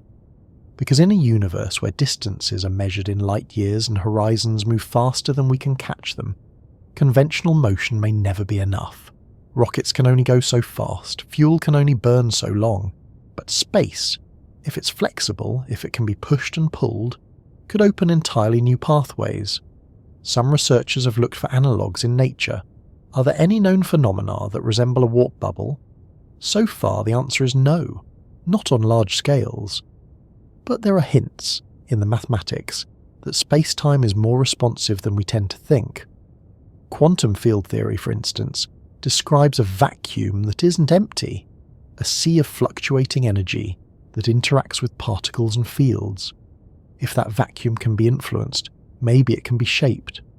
Theoretical models like quantum gravity or string theory go even further, describing space-time not as a smooth continuum, but as a granular or vibrational structure, something with deeper properties, not yet fully understood. If those properties can be tapped into, the door to manipulation might open a crack. Even if warp drives as originally imagined turn out to be impossible, the broader principle, that we might travel by reshaping the terrain could survive. Maybe there's a way to create local gradients in space-time that allow for new forms of propulsion. Maybe the future of space travel doesn't look like a ship racing through a vacuum, but like a platform sliding along a ripple. Maybe the key is not to move through space, but to move space through us. In any case, the warp drive remains one of the few ideas in physics that seriously addresses the question of long distance, rapid travel, without violating fundamental laws. It doesn't ask us to go faster than light. It asks us to rethink what it means to move at all, and that rethinking continues to ripple through physics, It raises questions about what's possible in the presence of strong gravitational fields, about the interaction between space-time and energy, and about whether space is a passive arena or an active participant. If nothing else, warp drives remind us that space isn't flat, it isn't fixed, it isn't empty, it's something that can be shaped, at least in theory, and that shaping could offer ways to cross impossible distances, not by going faster, but by changing what distance even means. Every time we talk about distance in the universe, whether through space or across theoretical bridges, there's something else woven into the story just beneath the surface. It's always there, moving alongside us, ticking at its own pace. Time. We treat it as a backdrop, as if it's always the same no matter where you are, but the moment we begin to travel far or fast, especially through the deep fabric of space, time starts to act differently. The truth is, time and space aren't separate. They're part of the same structure, space-time, and anything that changes how we move through space also changes how we experience time. So the further we go, the faster we try to move, the more space we distort or bend, the more time starts to shift in ways that aren't always obvious. To begin unravelling this, we go back again to Einstein. Special relativity tells us that the faster you move, the slower time passes for you, relative to someone who's standing still. It's not a metaphor or a theory awaiting proof. It's been tested, observed and measured. Time dilation is real. Clocks flown on planes tick ever so slightly slower than clocks left on the ground. Muons, particles created in Earth's upper atmosphere that should decay in microseconds, survive long enough to reach the surface when they travel close to the speed of light. Their internal clocks slow down from our perspective, giving them extra life. These effects are small at low speeds, but they grow dramatically as you approach light speed. Now imagine a spacecraft travelling to a distant star at 90% the speed of light. To observers on Earth, the trip might take years, but to the people on board, the journey could feel much shorter. Maybe months, maybe weeks, depending on the speed. That's because their time is unfolding more slowly from our point of view. Their experience compresses, they age less. This raises strange questions. What does it mean to go somewhere if the time it takes depends on who's watching? If two people leave from the same point, take different paths and return with different ages, which one experienced real time? The answer is, they both did. Time isn't universal, it's personal. It depends on your path through space-time. Two different paths can lead to two different experiences of time. That's not science fiction. That's how the universe works. Now bring in general relativity, and things get even more complex. Gravity also affects time. The stronger the gravitational field, the slower time moves. Again, this isn't theory. It's measured and accounted for in the GPS satellites that orbit Earth. If they didn't correct for gravitational time dilation, their location data would drift by kilometers per day. Time moves faster for them, higher above Earth's gravity well than it does for people on the surface.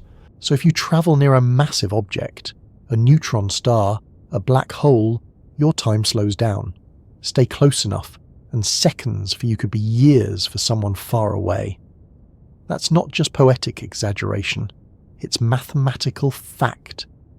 Black holes don't just trap light, they trap time. The closer you get to the event horizon, the more time slows relative to distant observers. From the outside, it looks like you freeze. From your point of view, time continues as normal, but the rest of the universe accelerates wildly. Now put all these ideas together. Velocity, gravity, distance, and curvature. If you want to travel across the galaxy using any method, rockets, wormholes, warp drives, you're not just navigating space. You're reshaping your experience of time. You're deciding how much you'll age compared to the rest of humanity. You're choosing a path that may place you far ahead or far behind in the unfolding of history. For example, let's say you build a ship capable of travelling at 99.9% the speed of light. You leave Earth, travel for what feels like 5 years to you, then return. On your ship, you've aged 5 years. But Earth has aged much more, maybe 50 years, depending on how fast and how long you've gone. That means interstellar travel, even if possible, would come at a cost. You might reach your destination, but everyone you knew would be gone or changed. Your origin would be in the past. You'd become a kind of time traveller, not through machines or paradoxes, but simply by moving quickly. That might sound like a solution to long-distance travel. Just move fast enough and let time slow down for you. But it doesn't help with communication. You can't take the rest of civilization with you. Your messages are still limited by light speed. You might arrive at your destination quickly, from your perspective, but Earth will still be far behind in both space and time. Even the most exotic ideas like wormholes and warp bubbles to have time complications. Wormholes especially can create mismatches in time between their two mouths. If one end experiences time differently from the other, they can fall out of sync. Travel through the wormhole could send you not just across space, but into another era.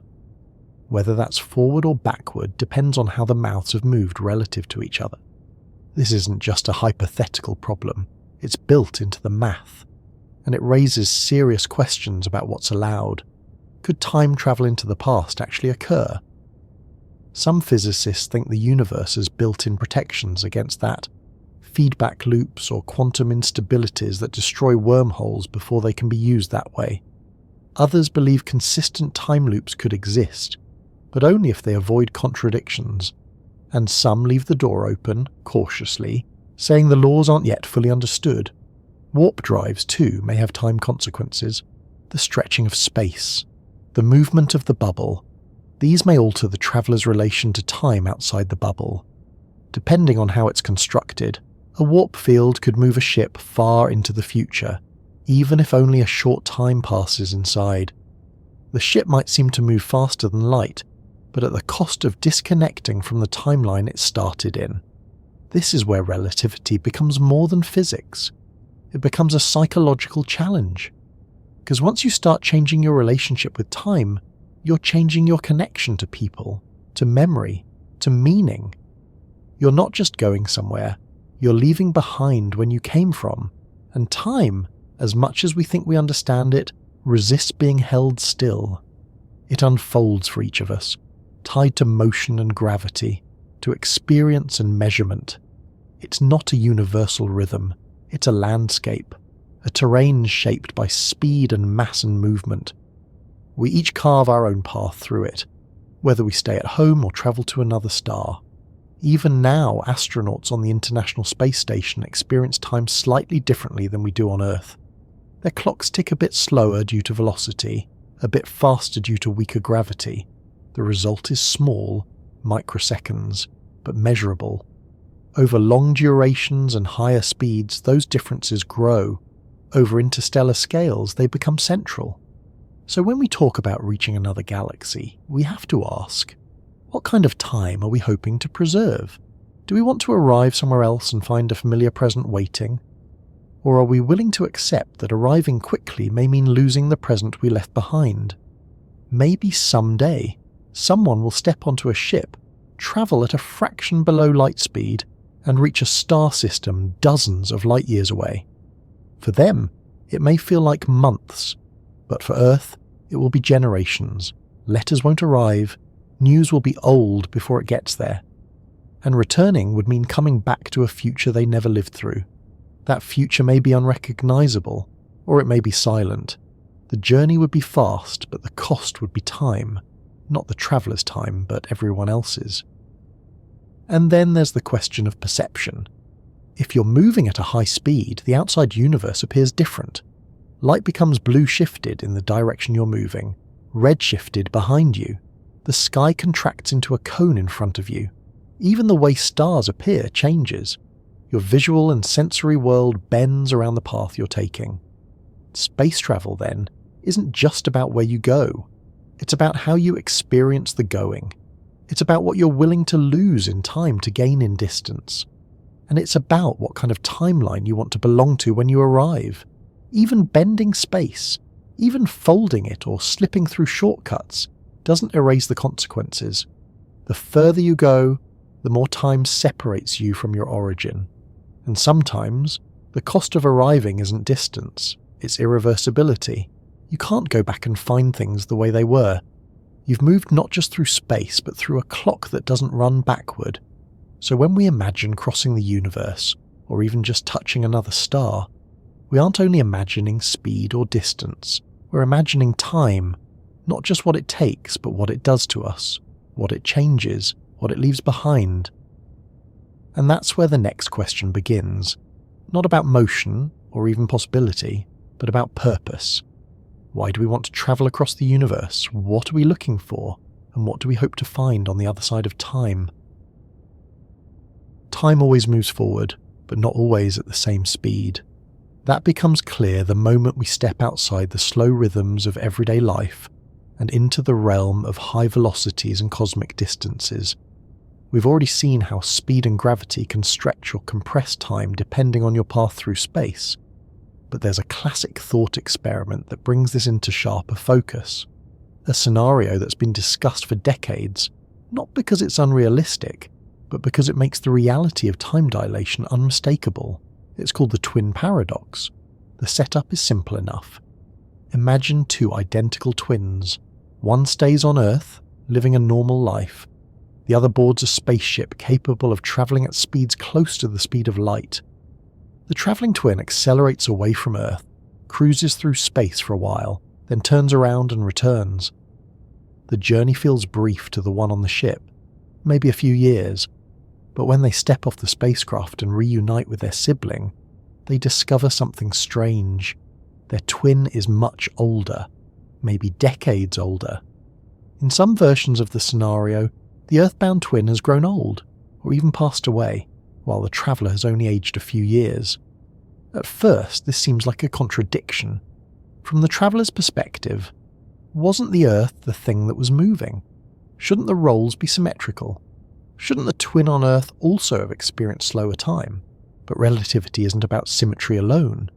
It's about frames of reference, and more importantly about changes in motion. The key to the paradox lies in the fact that the travelling twin turns around. They accelerate, decelerate, and switch directions. That change in velocity breaks the symmetry. One twin stayed in a single inertial frame, the other didn't. That shift makes all the difference. It's not just about moving fast, it's about changing how you move. That's what determines who ages more. And while this may sound like a purely academic example, the math behind it has been tested with real particles and precise clocks. It holds up, it works, and it paints a very strange picture of what time is like when you go far enough, fast enough. This isn't just an intellectual exercise, it has implications for how we think about travel, communication, and even identity. Because the moment you accept that time can move differently for different people, you also accept that the future isn't the same for everyone, that you can, in a sense, move into tomorrow, not metaphorically, but literally. Let's say you built a ship that could maintain high speeds for extended periods, 99.99% the speed of light. If you travelled at that speed for what felt like 5 years to you, you could arrive back on Earth to find that centuries had passed. The people you knew, the culture you left behind, the technologies and histories, all of it would be part of a future you skipped over. You'd be younger than your own descendants. You'd step into a world that to you had leapt forward in time. And again, this wouldn't be a trick or an illusion. It would be how time actually passed for you, based on the physics of your journey. You'd have travelled into the future, not by crossing timelines, but by choosing a path through space-time that caused your internal clock to tick more slowly than the world's. This raises another question. Can we ever travel into the past? Relativity doesn't rule it out completely, but it makes it very, very difficult. The kinds of structures that might allow backward time travel, like certain wormholes or theoretical constructs like rotating universes, require physics that's speculative at best and impossible at worst. So far, no evidence suggests that backward time travel is possible, or that causality, the order of cause and effect, can be violated. But forward time travel, that's real. It's measurable. It's already happening in small ways on satellites, space stations, and aircraft. The scale is small, microseconds here and there, but it grows with speed and gravity. The twin paradox isn't science fiction, it's just a matter of scale. For practical space travel, this has strange consequences. The longer you travel at high speeds, the more you separate yourself from the timeline you left behind. You don't just travel across light years, you skip ahead in history. That might be useful in some sense. It means we could reach distant worlds in a single lifetime, at least from the traveller's point of view. But it also means leaving behind the present, permanently. Imagine being part of a mission to another star. You train, you launch, and you spend what feels like a few years in transit. When you arrive, the Earth you knew is gone. 1,000 years have passed. New languages, new governments, new ideas, a civilization you've never seen. You haven't aged much, but the world has moved on without you. You've skipped forward in a way no one on Earth could follow. This could be one reason why we haven't met other civilizations. If intelligent species take to the stars and travel at relativistic speeds, they may all be slipping forward in time, arriving at planets long after their own civilizations have changed or disappeared. The silence of the cosmos may not be due to absence, but to desynchronization. Everyone is out of phase, and yet there's something hauntingly beautiful about this idea. That time, like space, can be explored. That we're not trapped in a single stream, but that our trajectory through the universe can affect not just where we go, but when we arrive. This makes every journey a choice, not just about destination, but about era. Do you want to go far and fast, knowing you'll leave your time behind? Or stay close and present, accepting that the stars will remain distant, but your place in history stays anchored? Is a trade-off, one we don't yet have to make, but one we'll face if interstellar travel becomes possible. Even more curiously, the twin paradox also suggests that the fastest way to move into the future might be to leave it, to take a long, fast trip and return younger than everyone you left behind. Not through magic, not through machines that blink or twist, but through the cold, hard geometry of physics. And it's not just theory. If we had the energy, the materials, and the protection to build such ships, the aging gap would be measurable. Even now, in particle accelerators, we watch particles live longer simply because they're moving fast. Their own version of the twin paradox plays out in every beam of protons circling a ring. It's worth remembering too that time dilation is not something we feel. From the traveller's point of view, nothing is stretched or distorted. Their heart beats normally. Their thoughts unfold at the same pace. They don't feel time slowing down. It's only from the outside that the difference becomes visible. That makes it more eerie and more real. You can move through time without noticing, only to find, when you look around, that everything else has changed. This leads us into deeper territory, into questions about continuity and experience. If you return from a journey and find yourself in a different century, are you still part of your original story? Or have you become something else? A bridge between ages, a traveller from the past who no longer fits? There's no physics answer to that. Only personal ones. But what the twin paradox makes clear is that time, like distance, is not fixed. It's shaped by motion, by acceleration, by the choices we make about how and where to travel. And it's one of the few paths we know of that leads directly into tomorrow. Even if we learn to cross vast distances by bending space, or sliding into tomorrow through high-speed travel, there's one kind of journey that defies everything we hope travel could mean. A kind of place that isn't a place, but a boundary in the fabric of reality itself. It doesn't take you anywhere. It doesn't let you return. It simply erases the idea of back. A black hole is not a tunnel, or a pit, or even an object in the traditional sense. It's a region of space where gravity is so intense, so absolute, that nothing, not even light, can escape. And that phrase, not even light, isn't poetic exaggeration. It's a literal statement about the structure of space-time. Once something crosses the edge of a black hole, it's cut off. Not hidden behind a curtain or delayed by interference, but removed from the rest of the universe by the shape of space itself. That edge is called the event horizon. It's not a surface, not something solid or visible. It's a threshold, a limit. From the outside, you can approach it forever and never quite touch it. But once crossed, escape becomes impossible. No rocket, no message, no burst of radiation can reverse the trajectory.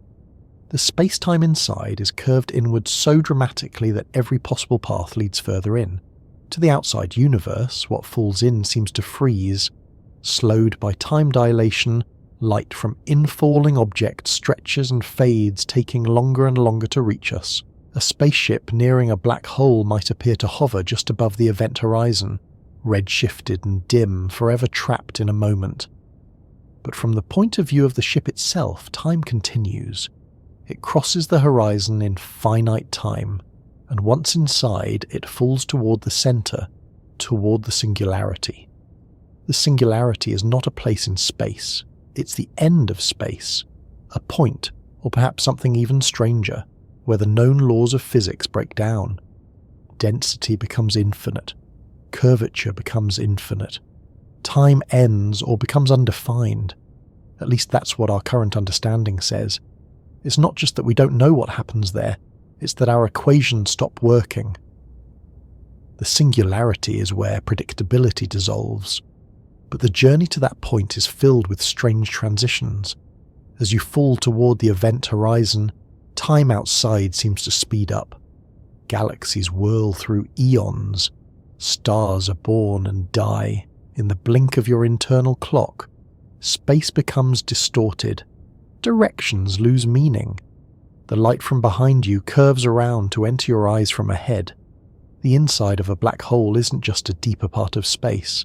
It's a different kind of space. One where the future is not where you are headed, but where you are falling.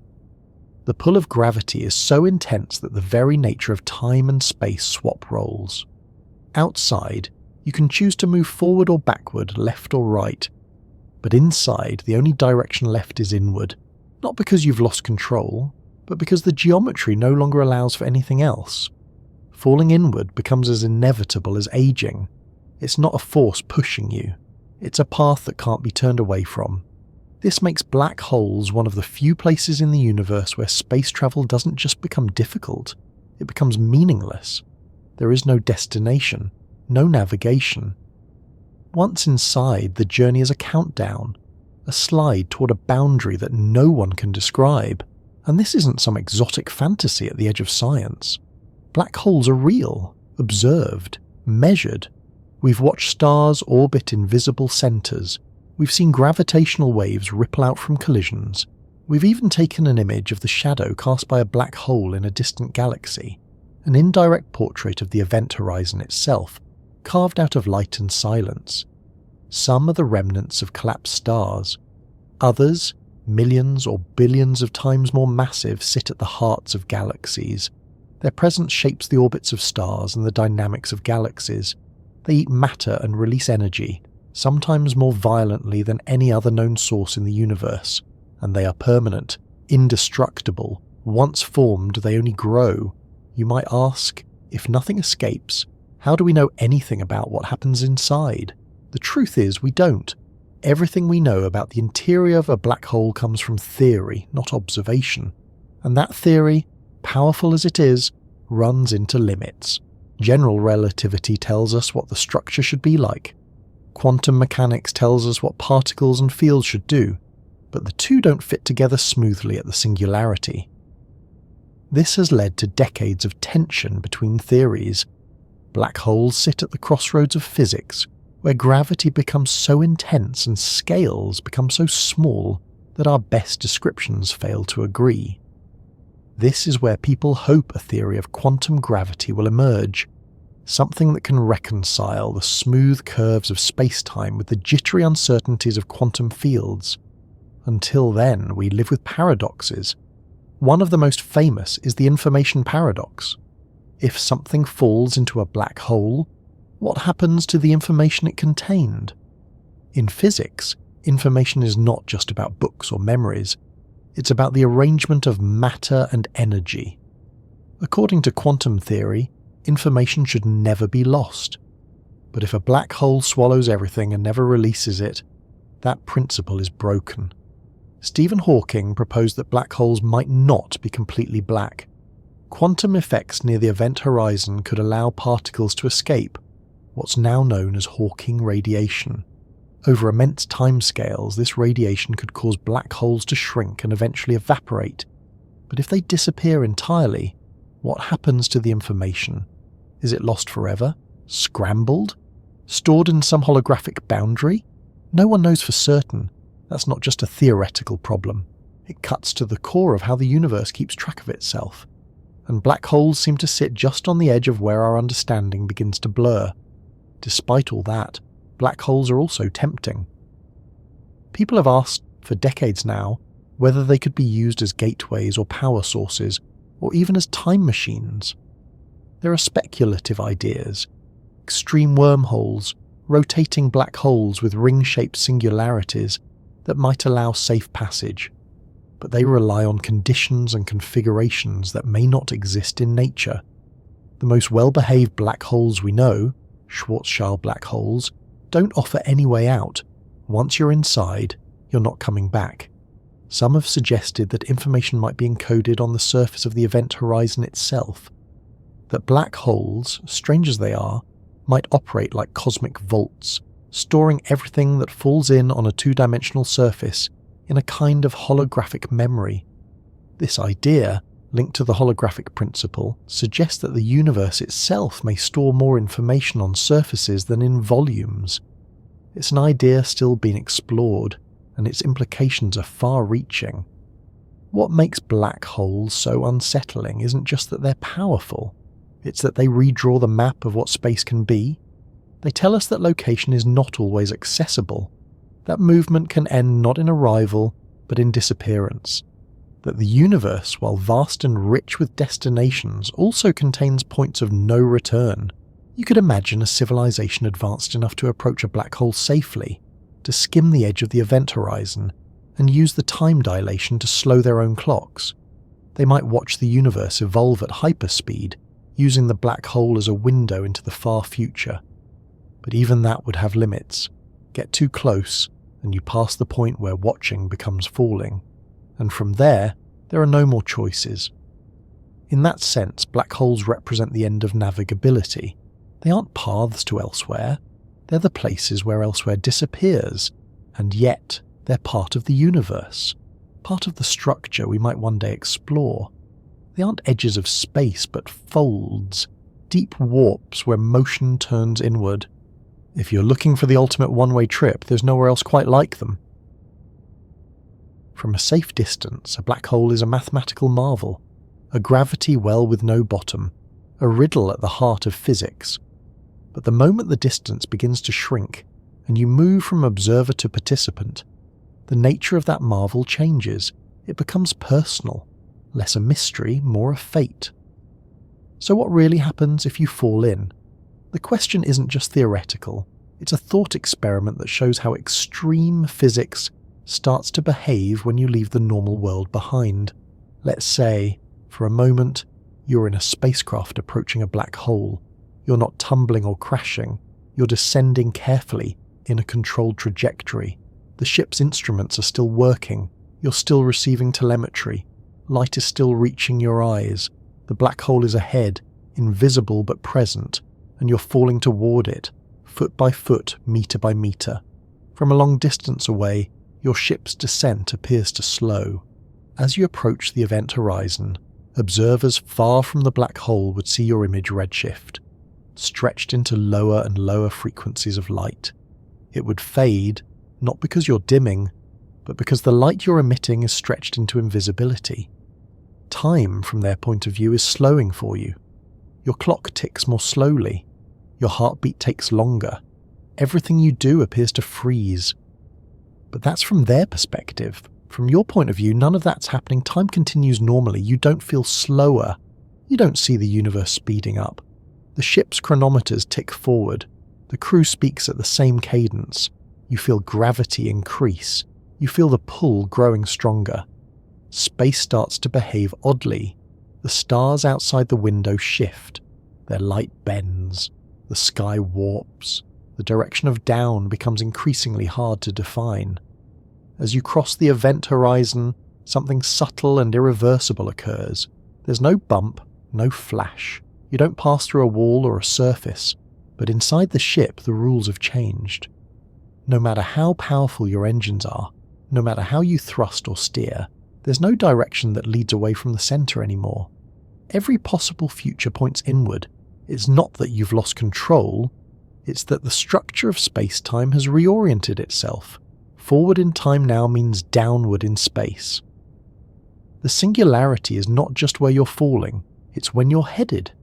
This is where things start to depend heavily on the size of the black hole. If you're falling into a stellar mass black hole, a collapsed star a few times heavier than the sun, the experience becomes fatal quickly. The gravitational gradient is steep. That means tidal forces, the difference in gravity from your feet to your head, become extreme.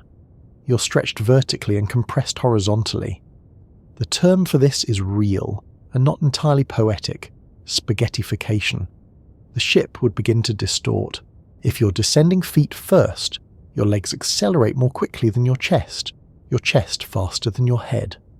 The molecules holding you together stretch. Muscles and bones can't withstand the difference. The structure of the ship groans, bends, fails. Every part of you is pulled apart along the direction of descent. This process happens before you reach the singularity. It begins as you cross the event horizon and accelerates dramatically as you fall. Eventually your body becomes a line of particles, a string drawn out across a fraction of a second. You're torn not by heat or pressure, but by gravity's imbalance, a sheer difference in pull that becomes unbearable. But now imagine instead that you're falling into a supermassive black hole, the kind found at the centres of galaxies, with millions or billions of times the mass of the Sun. These black holes are vast. Their event horizons can stretch across entire solar systems, and their tidal forces at the horizon are gentle. You could cross into one of these without noticing. There would be no immediate stretching, no spaghettification. The gradient is shallow. You'd float calmly inward, passing the point of no return with barely a flicker. The ship's hull would remain intact. Your body would feel only the growing acceleration. Everything seems normal until it doesn't. Because the horizon, while quiet, still means what it always means. There's no escape. The journey to the centre is inevitable, and the closer you get, the more intense the gravity becomes. Eventually, even in a supermassive black hole, the tidal forces would become strong enough to distort and destroy, just much later than with a smaller one. But long before that, something else changes. Your connection to the outside world disappears. No signal you send can reach anyone. No light escapes. You're isolated not by distance, but by the very shape of reality. Communication ends. Observation ends. You exist inside a region where the rest of the universe can no longer interact with you. For all practical purposes, you've exited the cosmos. Inside the ship, clocks keep ticking. But the clocks mean less and less. Your future is already written, not in fate or prophecy, but in geometry. The singularity is in your future the same way tomorrow is. It's not a place you approach, it's a moment you cannot miss. This raises a deeper question. What happens at the singularity?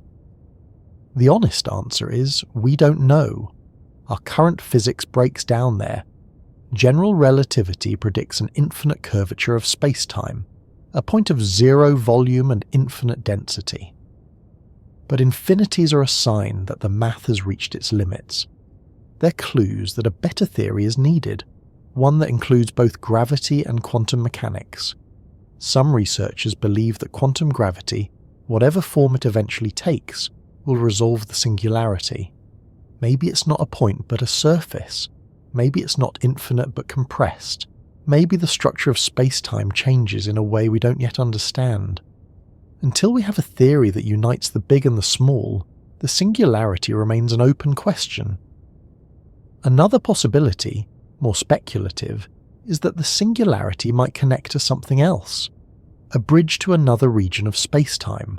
This is the origin of ideas like white holes or wormholes, but there's no evidence yet that such bridges form in real black holes.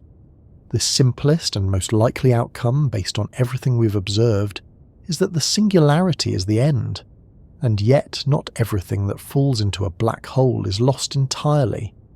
While the object itself may vanish, its effects linger. The black hole retains mass, angular momentum, and electric charge.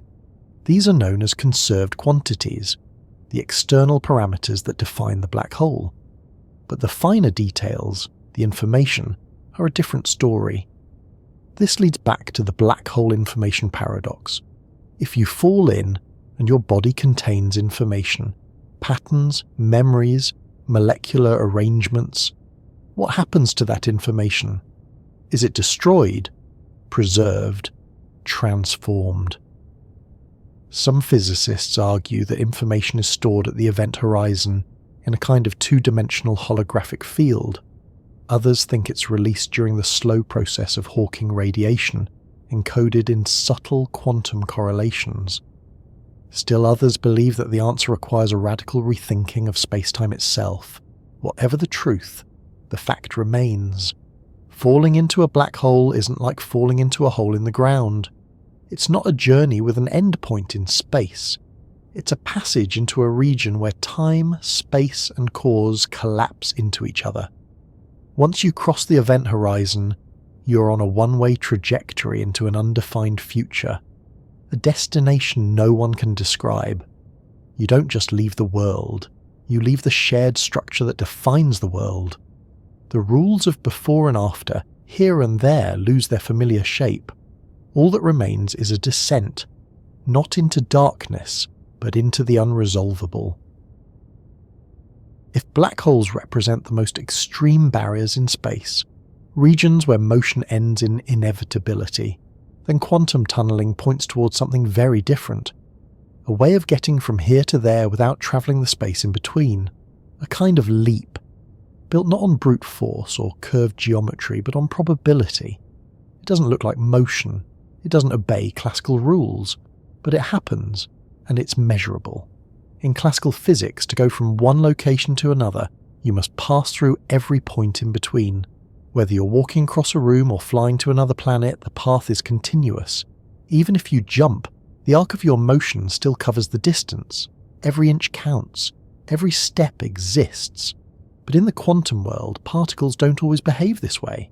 Take a single particle, an electron say. Put it in a small potential well, a kind of trap made of energy. There's a barrier surrounding it, higher than the energy the electron possesses.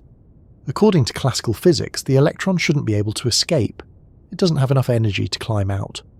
But in quantum mechanics, the rules change. Particles are not tiny balls with exact positions. They're better described as waves, distributions of probability. Instead of existing at one precise location, a particle has a wave function, a spread-out description of where it might be found. That wave function can extend beyond barriers. And if it does, there's a small chance, calculated from the properties of the wave, that the particle will be found on the other side of the barrier. This is quantum tunneling. The particle doesn't go over the wall. It doesn't smash through it.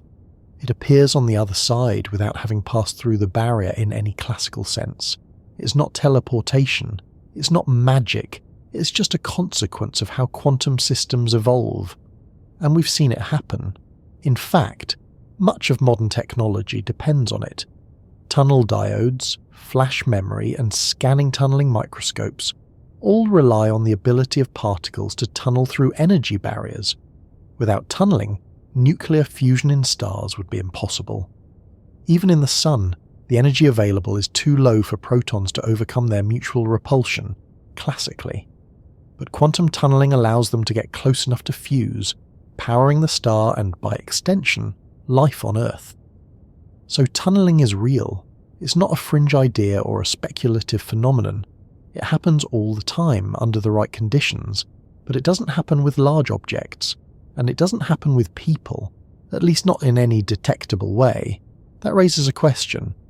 Could this principle, leaping without crossing, ever apply to larger scales? Could we imagine a future where quantum tunneling becomes a form of travel? To answer that, we have to look at scale and probability. The likelihood of tunneling depends on the size and energy of the barrier and on the properties of the particle. For subatomic particles, the probabilities are reasonable. For molecules, they become tiny. For macroscopic objects, anything we can see or touch, they become absurdly small. The chance of a baseball quantum tunneling through a wall is, for all practical purposes, zero. Not zero in theory, but zero in practice. The time you'd have to wait for such an event to occur is many orders of magnitude longer than the age of the universe. It's not that it's forbidden, it's that it's irrelevant. But the idea still draws attention, because it points toward a different way of thinking about motion. In the quantum world, location isn't a single value, it's a distribution. Boundaries are not absolute. Energy barriers are not impassable. And cause and effect, the straightforward logic of A then B, becomes statistical. This has led some researchers to wonder whether similar principles might operate at larger scales, under special conditions. Could space-time itself allow for tunneling? Could the entire universe exhibit quantum behavior under certain conditions, perhaps at the beginning of time, or in the presence of extreme gravitational fields? Some models of the early universe suggest that the Big Bang itself might have involved quantum tunneling, that the universe could have emerged from a quantum fluctuation, tunneling out of a prior vacuum state. If true, that would mean the cosmos itself was born from a kind of non-classical transition, a leap, not a movement. There's also interest in whether tunneling could allow black holes to evaporate more quickly than Hawking radiation predicts. If particles can tunnel out of the event horizon, under certain quantum conditions, it could change how we understand black hole lifespans. But what about travel? Could we ever use tunneling to cross space without covering the ground in between? In theory, there are concepts like quantum teleportation, but this is not movement in space. It's the transfer of quantum information, entangled states and measurement outcomes, from one location to another. It requires classical communication channels and shared entanglement. No object actually moves. No mass or energy crosses space instantaneously. The name is misleading. Quantum teleportation is about correlation, not transport. Still, the quantum world offers models of interaction that defy classical structure. Entangled particles can exhibit correlations across distance, not because something travels between them, but because their properties are linked in a way that transcends separation. It doesn't allow faster-than-light messaging, but it does hint at deeper connections in the fabric of reality. If these connections could be harnessed, if we ever discover a way to manipulate quantum states across space on large scales, it might lead to forms of communication or interaction that don't rely on classical motion. Not travel, perhaps, but something like presence, the beginning of a new kind of reach. This leads into the speculative territory of quantum gravity. If space-time is quantized, made up of discrete units, then perhaps position itself is uncertain at the deepest level. Maybe geometry isn't continuous. Maybe large-scale motion could one day include shortcuts built not from tunnels or warp fields, but from uncertainty itself. But even if we never scale up quantum tunneling, its existence matters. It shows that the boundaries we treat as solid, in space, in energy, in logic, are not absolute. That the universe allows for exceptions, that sometimes the way forward is not over or around, but simply through, in a way that no classical path could allow. It also reminds us that our experience of reality is shaped by limits, not just of speed and energy, but of perception. At the quantum level, particles don't behave like objects. They don't have trajectories. They're governed by probabilities described by functions collapsed by observation, and in that world, movement doesn't require motion. Transition doesn't require passage. So while quantum tunneling may never carry a human across the stars, it tells us something fundamental about what space is and what it's not. It's not a hard grid or a fixed volume. It's a field of possibility. A domain where, under the right conditions, even the impossible becomes likely enough to matter. Quantum mechanics doesn't just introduce uncertainty into the way particles move or interact. It introduces a kind of branching, a set of possibilities that exist not in the imagination, but in the equations. When a particle can be in more than one state, and its wave function evolves to include all of them, measurement forces a choice. And one interpretation of what happens during that choice is that it's not a choice at all, that every possible outcome occurs somewhere. This leads into the many worlds interpretation, a view of quantum mechanics that suggests instead of probabilities collapsing into a single event, reality splits. Every time a quantum event happens, a particle goes left or right, an atom decays or doesn't. The universe divides. In one version, one result. In another, a different one. The result is not one timeline, but a branching tree of possibilities. A multiverse. To most people, this sounds like science fiction. A collection of parallel worlds, each with its own version of events, each following a different path. But this interpretation wasn't dreamed up to make stories interesting. It emerged from attempts to understand quantum mechanics without invoking collapse or randomness. If the wave function is real, if it describes the world accurately, then all of its components must be equally valid. And if they're all valid, then they must all happen. In this view, when you measure a quantum system and see one outcome, there are other versions of you, in other branches of the universe, seeing the other outcomes. You don't switch between them. You don't choose. They all unfold side by side, inaccessible but equally real. And if that's true, then the universe is far larger, not just in size, but in scope, than we usually imagine. Because every interaction, every choice, every quantum event would spawn a new divergence.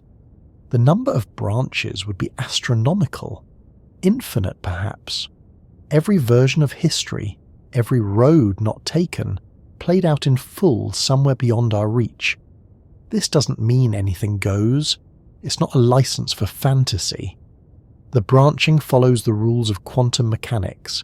It's constrained by the mathematics. You won't find a branch where physics stops working or where logic breaks down. But within those constraints, the variety is staggering. And that brings us to a new kind of distance, not between stars or galaxies, but between realities. If these alternate universes exist, they're not located somewhere else in space.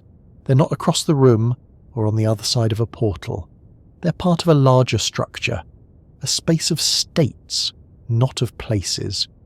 They're not out there. They're alongside, in a sense we don't have normal language for. Could we ever travel between these branches? That's where the theories become speculative. Right now, there's no known mechanism for crossing from one branch to another. No tunnel, no shortcut, no signal.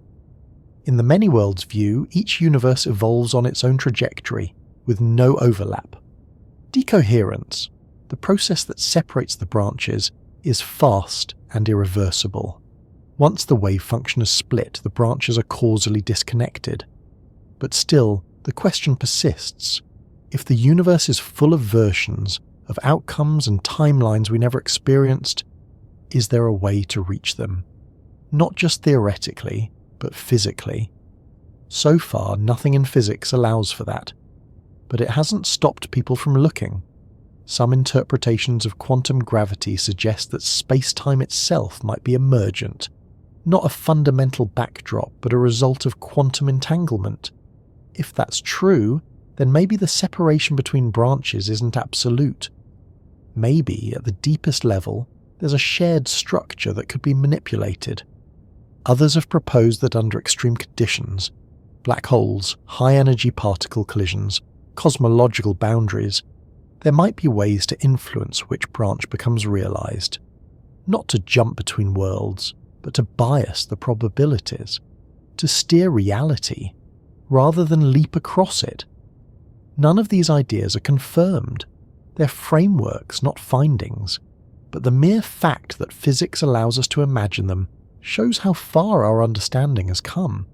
The universe is no longer a single fixed story. It's a set of possibilities, governed by laws that allow for uncertainty, superposition, and divergence. There are other kinds of multiverse theories too. Some emerge from cosmology. The inflationary model of the early universe suggests that our observable cosmos is just one bubble in a much larger inflating space. Each bubble could contain different physical constants, different particles, different structures. These pocket universes would be causally disconnected. We could never reach them, and they could never reach us. But they'd be real, in the same sense that ours is. This kind of multiverse is less about quantum mechanics and more about initial conditions. If the universe is infinite, or if it inflated eternally, then there may be regions of space that are forever separated. We see a limited part of the whole, not because the rest doesn't exist, but because light hasn't had time to reach us from those regions, and never will. There's also the string theory landscape. In that framework, there are an enormous number of possible vacuum states, ways that extra dimensions and fields could be configured. Each configuration leads to a different set of physical laws. If string theory is right, and if the universe explores all these configurations, then the multiverse would be a vast collection of domains, each with its own version of physics, not just alternate outcomes, alternate realities. Again, this raises the question, could we ever cross between them? Probably not. The barriers between these universes are not spatial. They're defined by field configurations and energy states. To cross from one to another would mean changing the very nature of spacetime, reshaping the fields that give particles their mass, the constants that govern forces, the topology of dimensions. It's not just impractical, it might be meaningless. But that doesn't mean the idea has no consequences. In fact, the multiverse can affect how we interpret what we observe. If there are many universes, each with different properties, then the fact that we live in one suitable for life may not be surprising. We couldn't observe a universe where life is impossible, so we find ourselves in a place that allows observers. This is called the anthropic principle. It's not satisfying to everyone. It feels like giving up on explanation. But in a multiverse, some outcomes don't need fine-tuning. They just need selection. We see what we can see because it's one of the few versions where seeing is possible. That brings us back to travel. If we're confined to a single branch, a single bubble of reality, then space remains our only frontier. We can go farther, go faster, explore what's out there. But if the multiverse is real, then there's another kind of reach we can't yet access. A reach across versions, across outcomes. Even if we never cross that boundary, it's worth thinking about what it means. Every choice, every measurement, every interaction could be part of a larger structure, a web of possibilities. We experience one thread, others go untravelled, but they may still exist. This isn't just an abstract idea. It changes how we think about paths, about what's fixed and what's open, about whether the future is something we make or something that already exists in many forms. In a universe like that, exploration isn't just about motion. It's about awareness, about understanding the shape of reality and how much of it lies outside our reach, not because of distance, but because of divergence. After walking through the territory of alternate realities, quantum probabilities, and cosmic branches, it's easy to wonder whether we might bypass space entirely. Whether instead of crossing it, with engines, trajectories, or bending, we could simply vanish from one point and appear in another. The idea of teleportation has been part of science fiction for decades, but in the real world that word means something far more precise, far more limited, and far more revealing. Teleportation, in scientific terms, does not refer to moving objects across space instantly. It doesn't involve blinking out of existence and reappearing somewhere else. In fact, nothing physically travels faster than light. What quantum teleportation does involve is information, specifically the complete quantum state of a particle, its exact configuration, its wave function, being transferred from one place to another without the particle itself making the trip. That distinction matters. In quantum teleportation, what moves isn't the object, it's the identity. The full description of the particle at one location is destroyed, and a copy is reassembled at another. But to make this happen, a few ingredients are required. First, you need two particles that are entangled. Entanglement is a special quantum connection between particles, where the state of one is linked to the state of the other, no matter how far apart they are.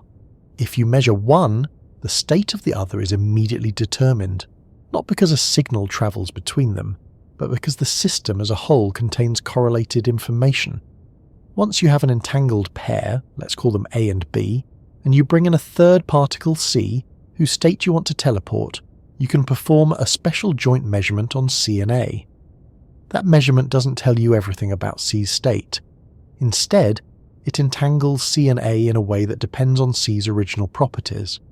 The result of that measurement is random, but it contains just enough information, when sent via a classical channel, for someone at particle B's location to reconstruct C's original state.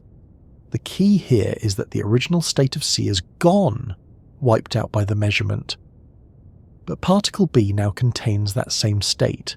It has become the new version of C, not a clone, not a duplicate, but the same quantum configuration, now located elsewhere.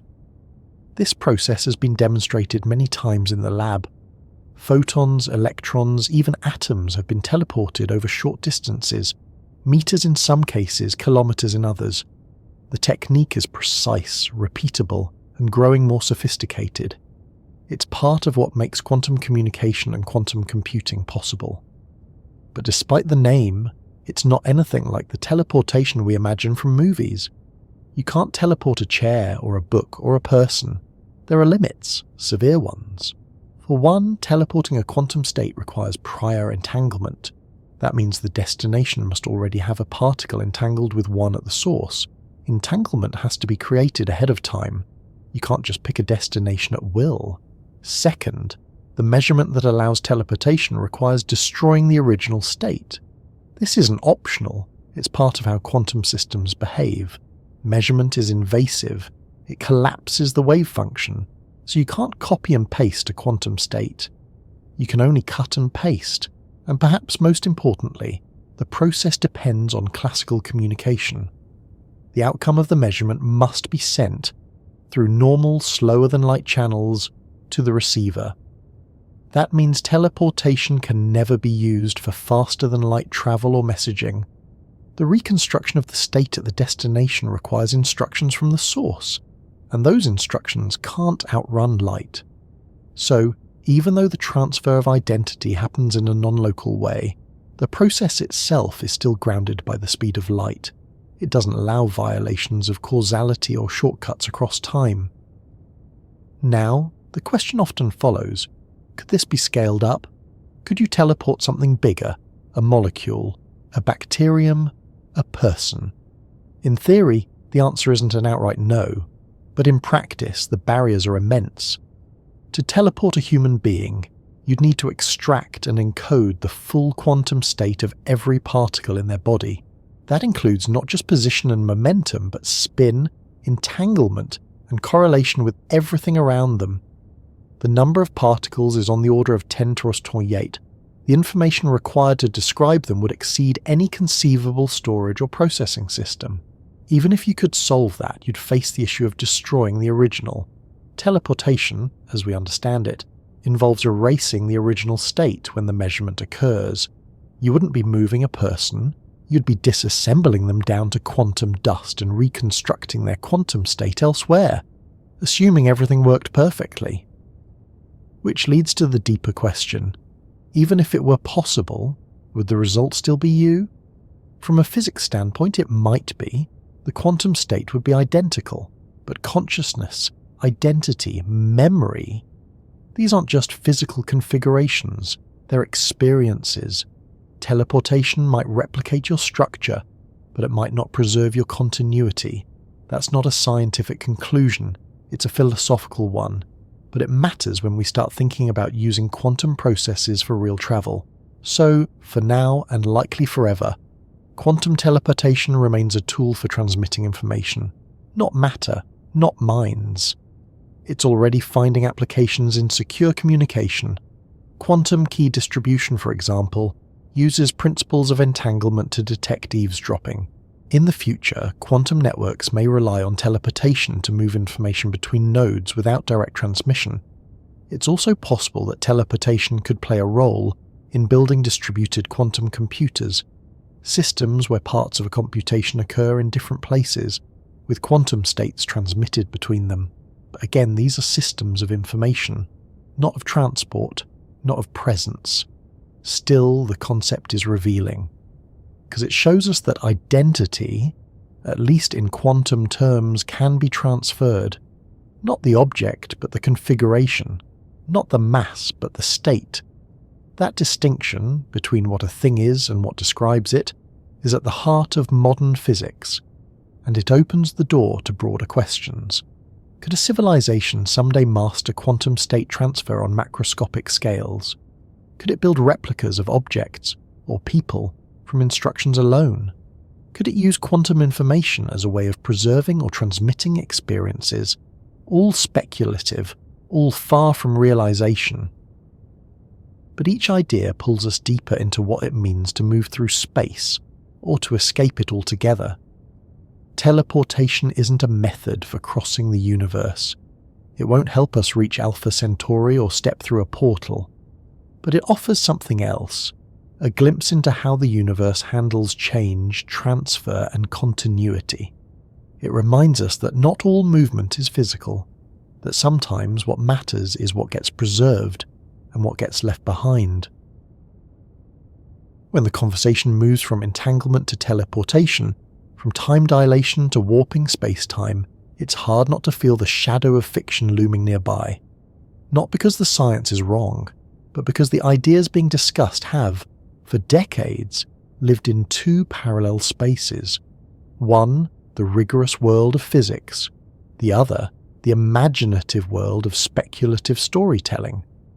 And somewhere between those two, in a space where mathematics and wonder overlap, is where science and science fiction start to mirror each other more than either side usually admits. The boundaries between them aren't as sharp as people might think. Many of the technologies we take for granted today first appeared in fictional worlds. The idea of a satellite predates the launch of the first one. Tablets, voice interfaces, video calls, all imagined long before they were engineered. But fiction has always moved faster than science, not because it predicts, but because it permits. It allows ideas to be tried without testing, explored without funding, believed without evidence. Fiction asks, what if? Long before science answers, how? In the context of space travel and universal exploration, science fiction has long been a sandbox for impossible journeys. Characters leap across galaxies, bend time, step into other dimensions. Ships disappear from one location and arrive at another with no regard for the speed of light, no concern for time dilation or energy requirements. Whole civilizations exist beyond black holes or between timelines, and often the narrative doesn't pause to explain the physics, because it doesn't need to. The rules are flexible, as long as the story remains grounded in its own logic. But within those imagined journeys, there's often a spark of real theory, a real paper, a real scientist who once asked a question that led to an equation. Many of the most enduring science fiction ideas have a scientific root, even if that root has grown into something unrecognizable. Wormholes, for example, began as a solution to Einstein's equations, a mathematical curiosity. Warp drives have been described in actual physics papers, with equations outlining how space-time might be compressed and stretched. Even time travel in the forward direction has been experimentally confirmed in limited ways. And so, when science fiction introduces a new concept, a transporter, a faster-than-light engine, a stable wormhole, it often reflects an underlying curiosity that already exists in science. The fiction is a sketch, and the science is an attempt to fill in the details. There's a feedback loop between the two. Scientists read science fiction. Many physicists were inspired by novels or films as children. The sense of wonder, the belief that the universe could be explored in ways beyond our current reach, that's where a lot of careers begin. And once those scientists begin doing real work, they often return to those fictional ideas, wondering how close we could come to making them real. Still, there are limits. A concept's presence in fiction doesn't make it feasible. Teleporting a starship with crew and cargo is still physically implausible. Folding space like a sheet of paper requires exotic matter we don't know how to produce, in quantities we can't manage. Living indefinitely in alternate timelines, or communicating across galaxies in real time, all confront hard boundaries: energy, information, causality. Science fiction often sidesteps these limits by invoking advanced civilizations, unknown materials, or future breakthroughs. That's not dishonest. It's part of the genre. Fiction doesn't owe anyone a blueprint, but in science, those gaps have to be filled before a concept becomes viable. It's not enough to want it to work. It has to be possible within the known laws of nature, or those laws have to be revised, and the revision needs evidence. That doesn't make science cold or unimaginative. In fact, it's often the opposite. The process of trying to bridge the gap between what we can describe and what we can imagine is deeply creative.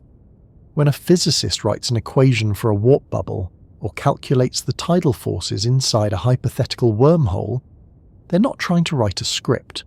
They're trying to test the boundaries of reality. Sometimes that testing leads to surprises. The Alcubierre warp drive, a theoretical model for faster-than-light travel, came not from science fiction, but from an attempt to manipulate Einstein's equations in a new way. It describes a region of space-time compressed in front of a vessel and expanded behind it, allowing the ship itself to remain stationary while the bubble moves. The math works, with enormous caveats. It requires negative energy, something we don't know how to generate or contain. The amount needed is staggering. But the point is, the idea went from fiction to formula. Other examples include rotating black holes that might allow closed time-like curves, a mathematical term for paths through space-time that loop back on themselves. Again, these arise from general relativity, not from storytelling, but their implications have become part of fiction, and the fiction, in turn, keeps the ideas alive. There's also the role of paradox. Many science fiction stories explore what happens when causality is broken, when effects precede causes, when information loops back on itself, when travellers meet their own past. These aren't just narrative tricks, they're reflections of real problems that appear in some solutions to Einstein's field equations. Physicists use paradox not just to entertain, but to test consistency. If a theory allows for a paradox, does it still make sense? Can it still describe the world? In this way, fiction becomes a kind of lab, a virtual environment where impossible conditions can be simulated, not with code, but with plot. And if the simulation holds, if the story doesn't collapse under its own weight, it can suggest directions for real inquiry. But perhaps the most important role science fiction plays is in reminding science of its scale. Not its scale in terms of numbers or equations, but in human terms. What does it mean to travel far from Earth? To meet a version of yourself from another timeline? To live long enough to see centuries pass? These aren't technical questions, they're experiential, and fiction gives them shape. When we think about crossing the universe, or building ships that manipulate space-time, or using entangled particles to communicate across star systems, we're not just asking, is it possible? We're asking, what would it feel like? And that question, often dismissed as soft, is actually central. because until something is experienced, it remains abstract. Science is good at describing what happens. Fiction is good at describing what it means. And when the two work together, not as opposites, but as collaborators, the result is something larger than either one alone. Of course, not all science fiction aims to be accurate. Some stories use scientific language loosely, or ignore known limits entirely. That doesn't make them less valuable. The genre is broad. Some of it is predictive, some of it is cautionary, some is purely metaphorical. But in every case it reflects our curiosity, our sense that the universe is bigger than we can currently reach. So while science keeps asking questions like, how much energy would a warp bubble require, or how does entanglement scale across systems, fiction keeps asking, what if it worked anyway? And together they form a kind of loop, ideas moving from lab to page and back again. In the end, the intersection of science and science fiction is not about accuracy. It's about possibility. The fact that so many real-world physicists spend their lives trying to understand ideas that once lived only in novels or films says something about how imagination works. It doesn't sit outside science, it fuels it. And that may be the most important point, because before we can build a thing, we have to imagine it. Before we can test it, we have to believe it's testable. Before we cross the stars, we have to think of ways we might do it. And most of those ways will begin, not in labs, but in stories. After exploring concepts like warp drives, wormholes, quantum teleportation, and alternate universes, a question quietly surfaces beneath all the curiosity. Even if the theory works, can we actually do any of this? And more specifically, what would it take in practical physical terms to build the machinery for such travel? This is where the conversation about space and time, once abstract and exciting, runs into a very grounded wall: energy and engineering. There's no shortage of ideas for faster-than-light travel or manipulating space-time, but when you start calculating what these ideas would actually require, not in science fiction, but in reality, the numbers become overwhelming almost immediately. Take the Alcubierre warp drive as an example. As a concept, it's elegant. The ship doesn't move through space. Instead, space itself is compressed in front of the ship and expanded behind it. The bubble of space-time moves, and the ship rides inside. From the outside, the ship might appear to move faster than light, but locally nothing exceeds the speed limit. On paper, it's fascinating. It uses general relativity's own equations to describe how the curvature of space might be used as a propulsion method. But then you get to the part of the paper that talks about energy. In its original form, the warp drive would require the mass-energy equivalent of a planet, possibly a gas giant, and not just in any form. It would need to be negative energy. This isn't energy that's just hard to get. It's energy that might not exist in usable amounts. Negative energy, or exotic matter, has been theorized in small, highly specific quantum conditions, but producing it, storing it, shaping it, that's an entirely different challenge. The Casimir effect, a quantum phenomenon observed between very close uncharged conducting plates, does create a form of negative energy density, but only in minuscule amounts, not enough to move a grain of sand, let alone a ship. Even revised versions of the warp drive, which attempt to reduce the energy demands by clever mathematical changes, still require exotic conditions far beyond our current abilities. The engineering challenges alone, building a vessel that could withstand warped space-time, controlling the shape and boundary of the warp bubble, and ensuring stability, are completely outside anything modern technology can handle. The same applies to traversable wormholes. The equations for such structures exist. In theory, a wormhole could connect two distant regions of space, allowing near-instant travel between them. But to keep a wormhole open, to prevent it from collapsing under its own gravity, you'd need matter with negative energy density again. A lot of it. There's no known way to stabilize a wormhole with ordinary matter. Every natural gravitational structure we've observed behaves predictably under mass and energy. It attracts, It collapses. It follows well-understood rules. Wormholes, if they can exist at all, would need to defy those behaviours. Even if you could gather the right materials, there are other challenges. Spacetime isn't something you can easily manipulate like fabric. It's defined by the presence of energy and mass. To bend it significantly, you need enormous quantities of both. To shape it with precision, you need control systems that don't exist yet. Systems that can operate on scales, orders of magnitude beyond anything built so far. This leads to one of the biggest barriers in making theoretical travel ideas real: energy scale.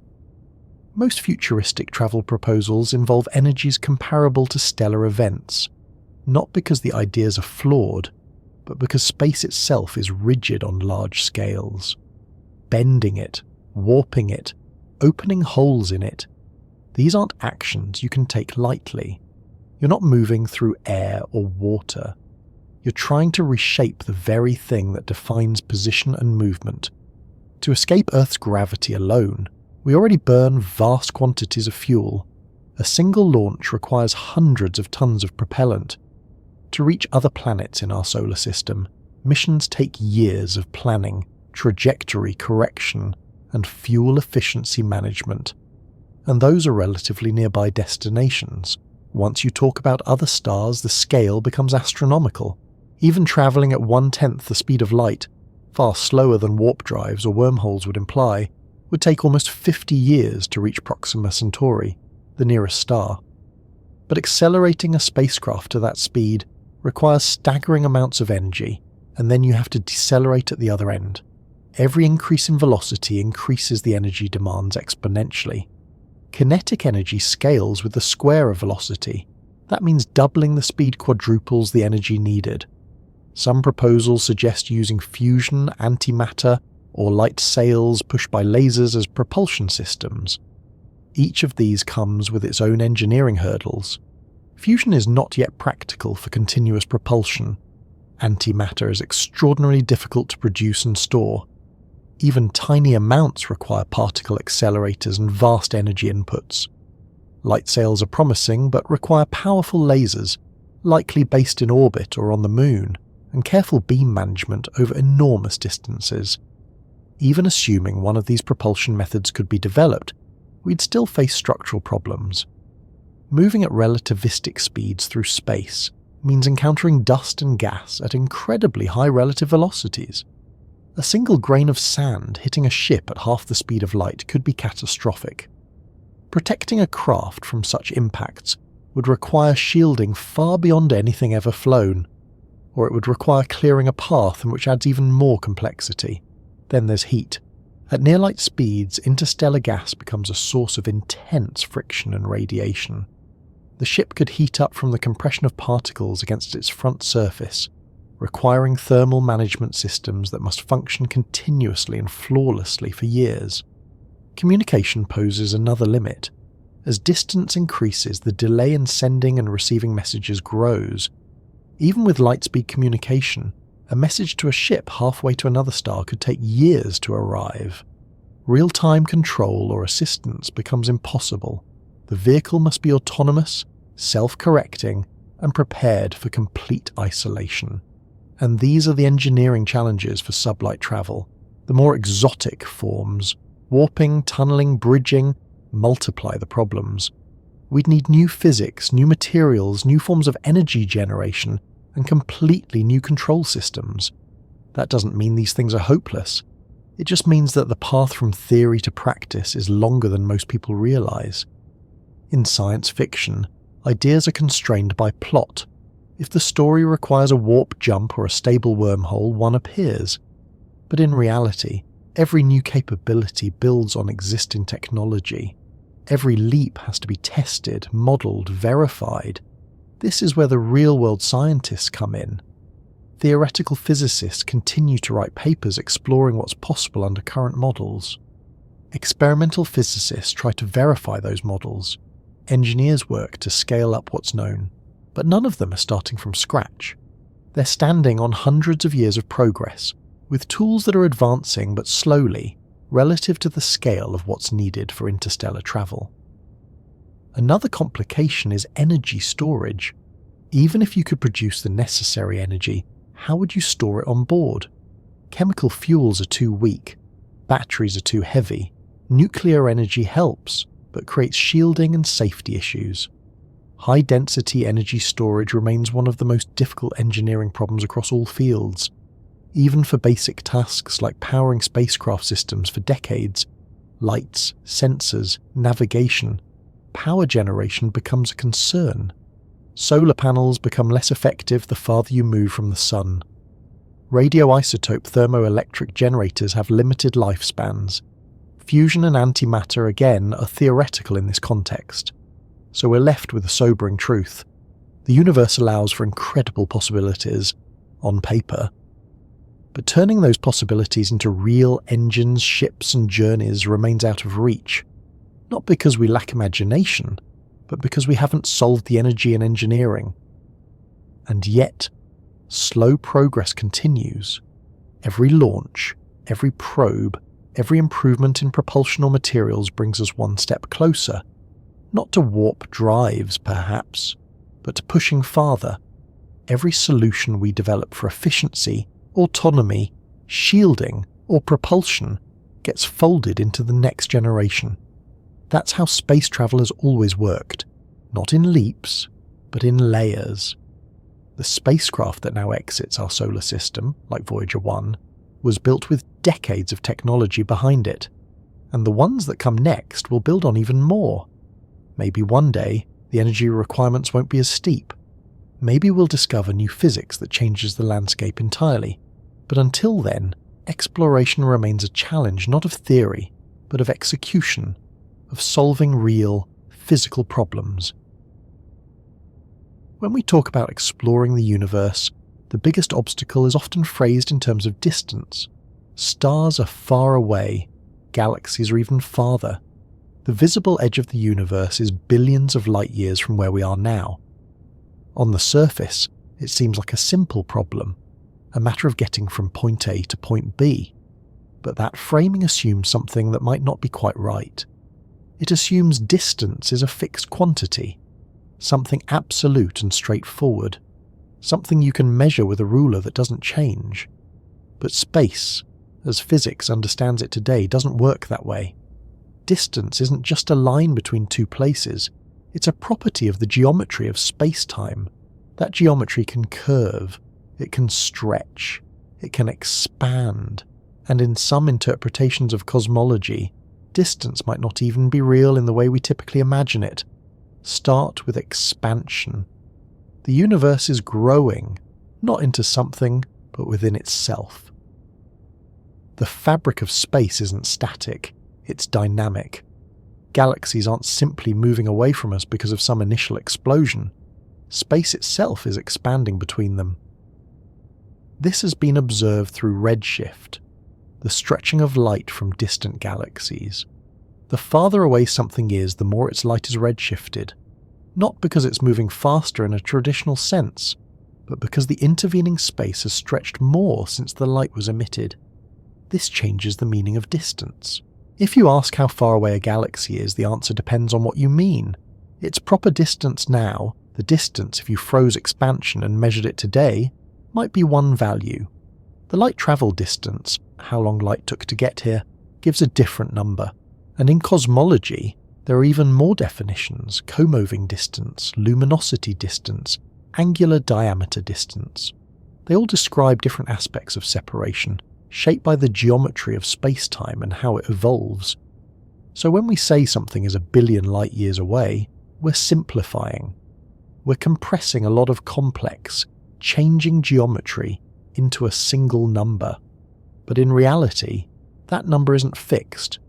The space between us and that galaxy is growing every second. Light travelling toward us from that galaxy moves through a stretching path. It takes longer, it covers more space, and the more time passes, the more that distance grows. That's one reason why some galaxies are already unreachable, even if we had ships that could move at the speed of light. The expansion rate of the universe is accelerating, driven by dark energy. That means more and more of the universe is receding from us faster than light. not because the galaxies are moving faster than light in space, but because space itself is expanding faster than light over large enough distances. This doesn't violate relativity. It's how general relativity describes large-scale spacetime dynamics.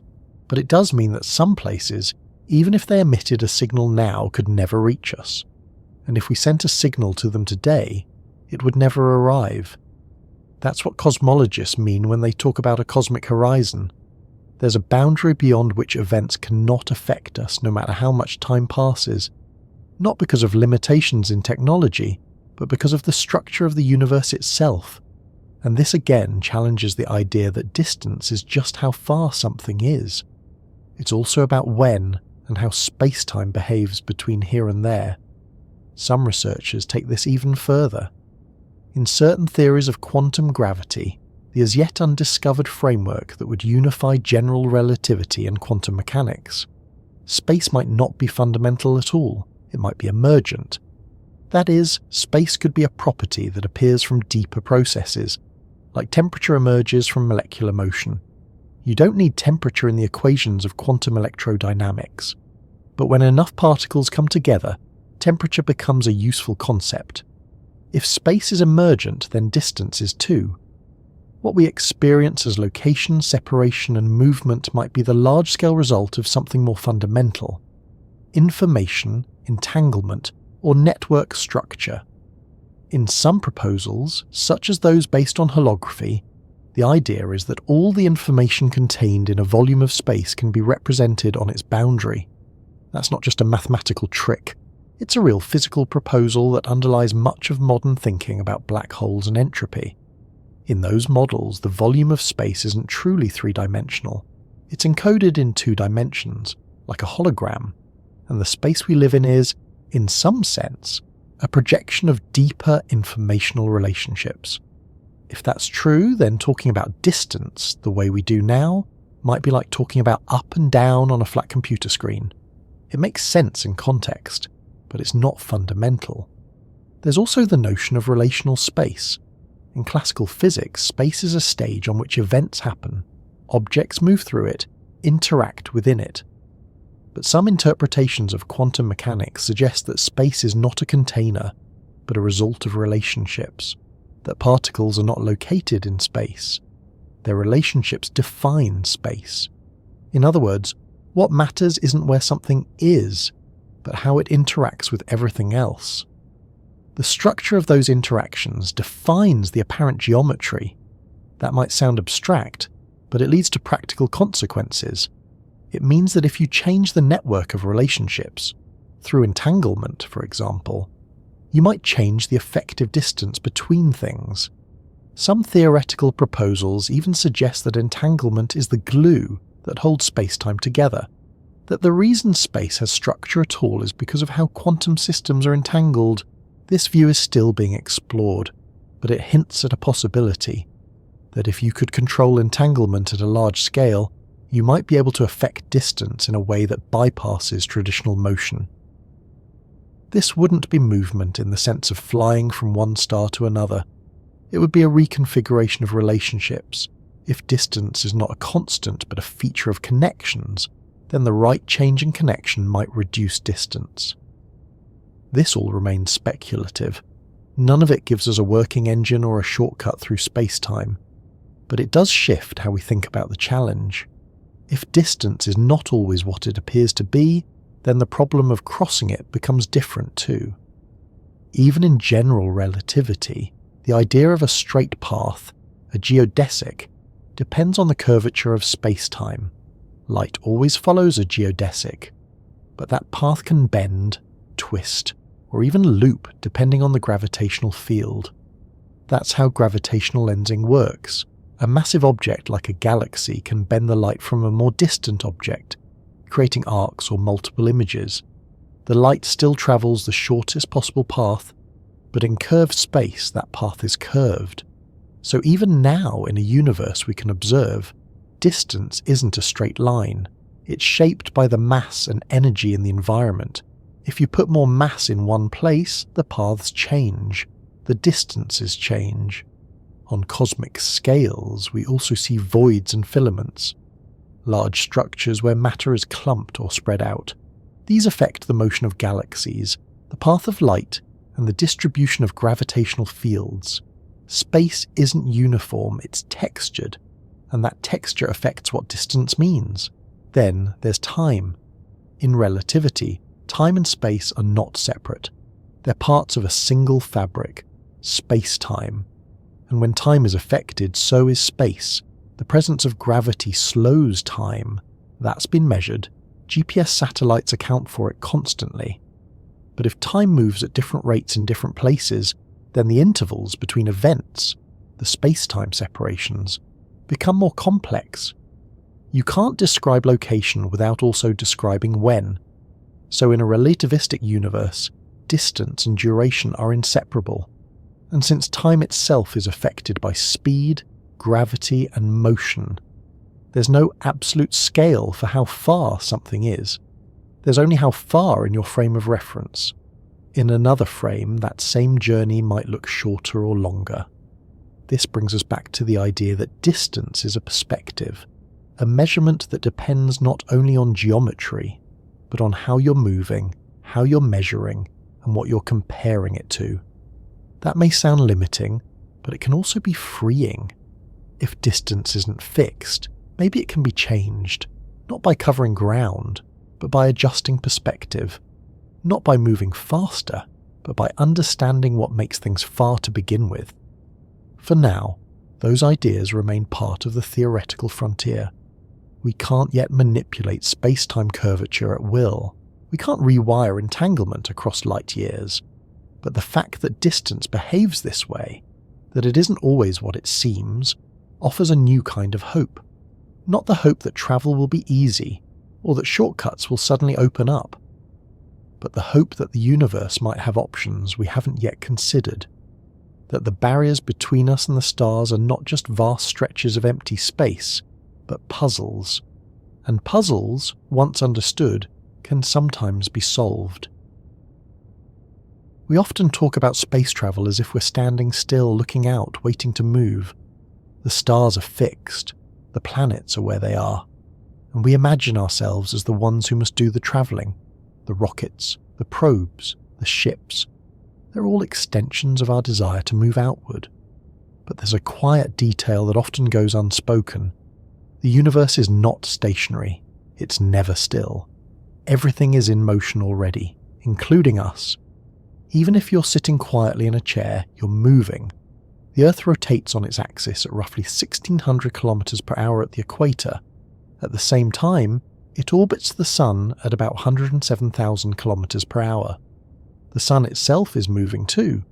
It's orbiting the center of the Milky Way galaxy at about 828,000 kilometers per hour, and the galaxy isn't fixed either. The entire Milky Way is moving through space, relative to the cosmic microwave background, at roughly 2.1 million kilometers per hour. When you combine these motions, the result is that every second we are traveling enormous distances through space without even realizing it. We don't feel it because the motion is smooth. There's no acceleration to detect, no bump or jolt to remind us. We're inside the system, carried along with it. In many ways, our experience of motion is relative. You feel movement when something changes, when the car speeds up or slows down, when the elevator starts to rise. But constant motion, especially when shared by everything around you, feels like rest.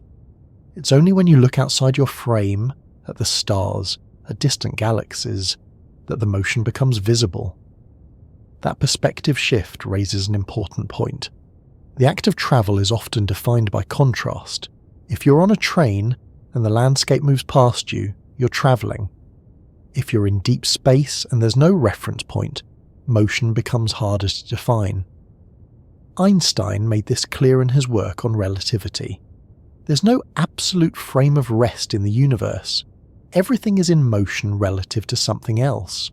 So in that sense, we're always travelling. The question is, relative to what? Even the very expansion of the universe contributes to our movement. Space itself is stretching, and as it does, it carries galaxies farther apart. This isn't motion through space in the usual sense. it's motion of space itself.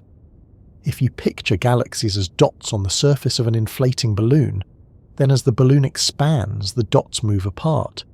Not because they're crawling along the surface, but because the surface itself is growing. This expansion is measured relative to the cosmic microwave background, the faint afterglow of the Big Bang. It's the oldest light we can observe, and it gives us a kind of reference frame. Against this background, scientists can measure our velocity, and what they find is that we're not just drifting, we're sailing through the cosmos at incredible speed.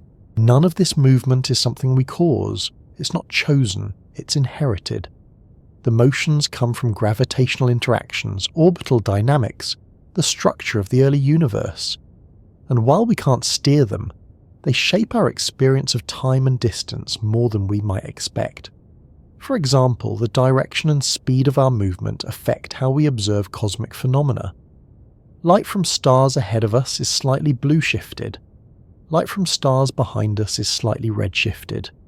These effects are subtle, but measurable. Our motion also causes the cosmic microwave background to appear slightly warmer in the direction we're heading and slightly cooler behind us. A dipole pattern that provides one of the most precise measurements of our cosmic velocity. This constant motion has consequences. It affects navigation in space. It influences how long signals take to reach us. It changes the timing of pulsars, the apparent positions of stars, and the measurements astronomers make when calculating distances. The cosmos isn't static, and our position within it is never fixed. But here's the more intriguing idea. If we are always moving, through space, through the galaxy, through the universe, then maybe exploration is happening all the time, just not in the way we imagine. A spacecraft doesn't always have to move towards something. It can wait, and let the universe move toward it. Over long enough time, that can make a difference. The solar system completes one orbit around the galactic center roughly every 230 million years. That orbit brings us through different regions of the galaxy, areas with different densities of stars, different radiation environments, different gravitational fields.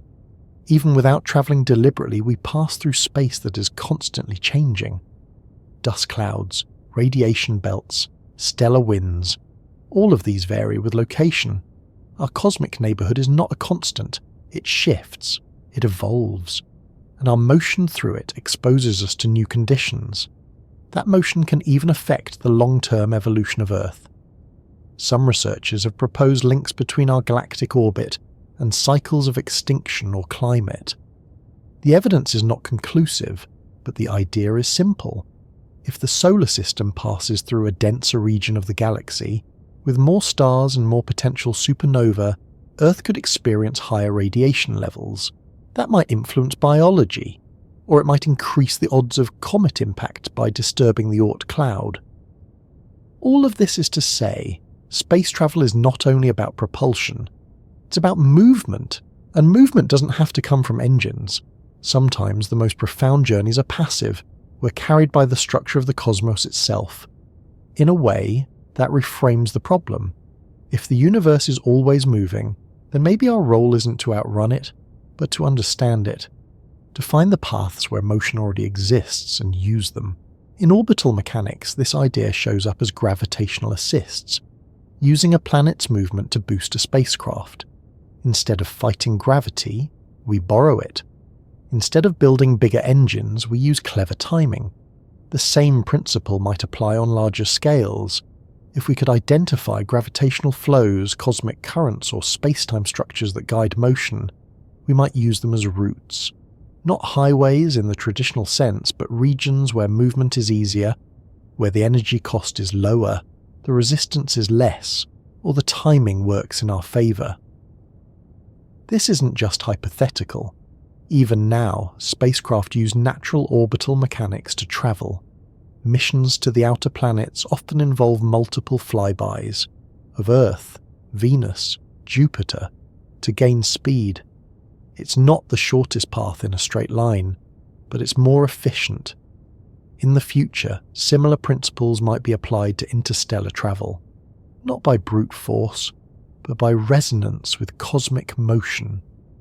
There's another way this matters. If everything is moving, Earth, the Sun, the galaxy, then the places we aim for are moving too.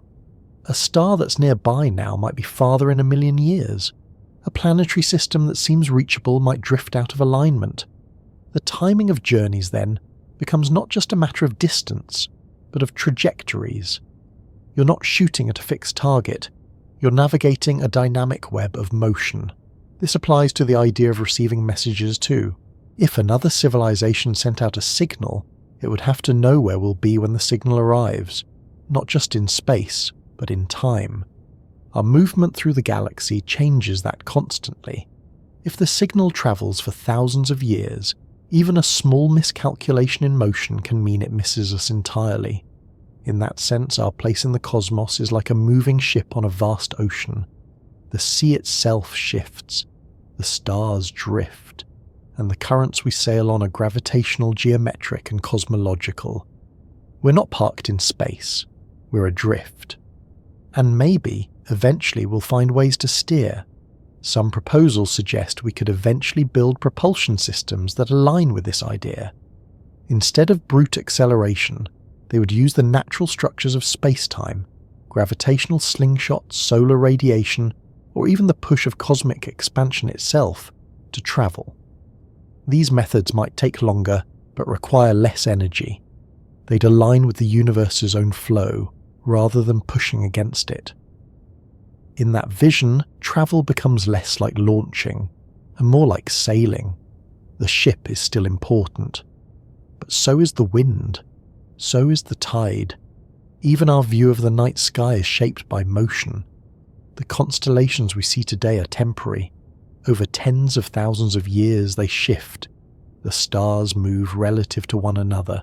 The patterns change. Ancient civilizations saw different skies. Future ones will too. The stars themselves are not fixed points. They orbit, they drift, they evolve. From that perspective, standing still becomes an illusion. We are always in motion, through systems, through time, through the history of the cosmos. And so, when we talk about travelling across the universe, maybe the first step is to realise we're already doing it. Slowly, steadily, invisibly. We may not have crossed light years on our own yet, but we've been carried through millions of kilometres just in the time it's taken to listen to this sentence. The universe doesn't wait for us to start moving. It moves us already. The question is not whether we'll ever travel. It's whether we'll learn to guide the journey. There's something strange about tracing all these ideas. Distances that stretch, particles that vanish and reappear, timelines that diverge, paths warped and folded, the quiet suggestion that we're never quite still. And then looking around the room you're in. Maybe it's dark, maybe you're half asleep, or lying under a blanket, or walking slowly under an open sky. And even with all of that cosmic activity happening beyond your senses, here you are, experiencing a small, consistent moment. That moment, as ordinary as it feels, is part of the universe too. And no matter how far we think we need to go, no matter how distant the stars or how impossible the speeds, we're still within the thing we want to reach. The same physics that governs galaxies governs the room around you. The same forces that pull on quasars hold you to the ground. The same light that bent around black holes is the same light that reflects gently off your hand when you move it. So what does it mean to say we want to travel across the universe? If you look at the numbers, the time it takes for light to cross from one galaxy to another, the energy it would take to bend space or survive a fall into a black hole, the engineering challenges of carrying humans safely between stars, it's easy to see a wall.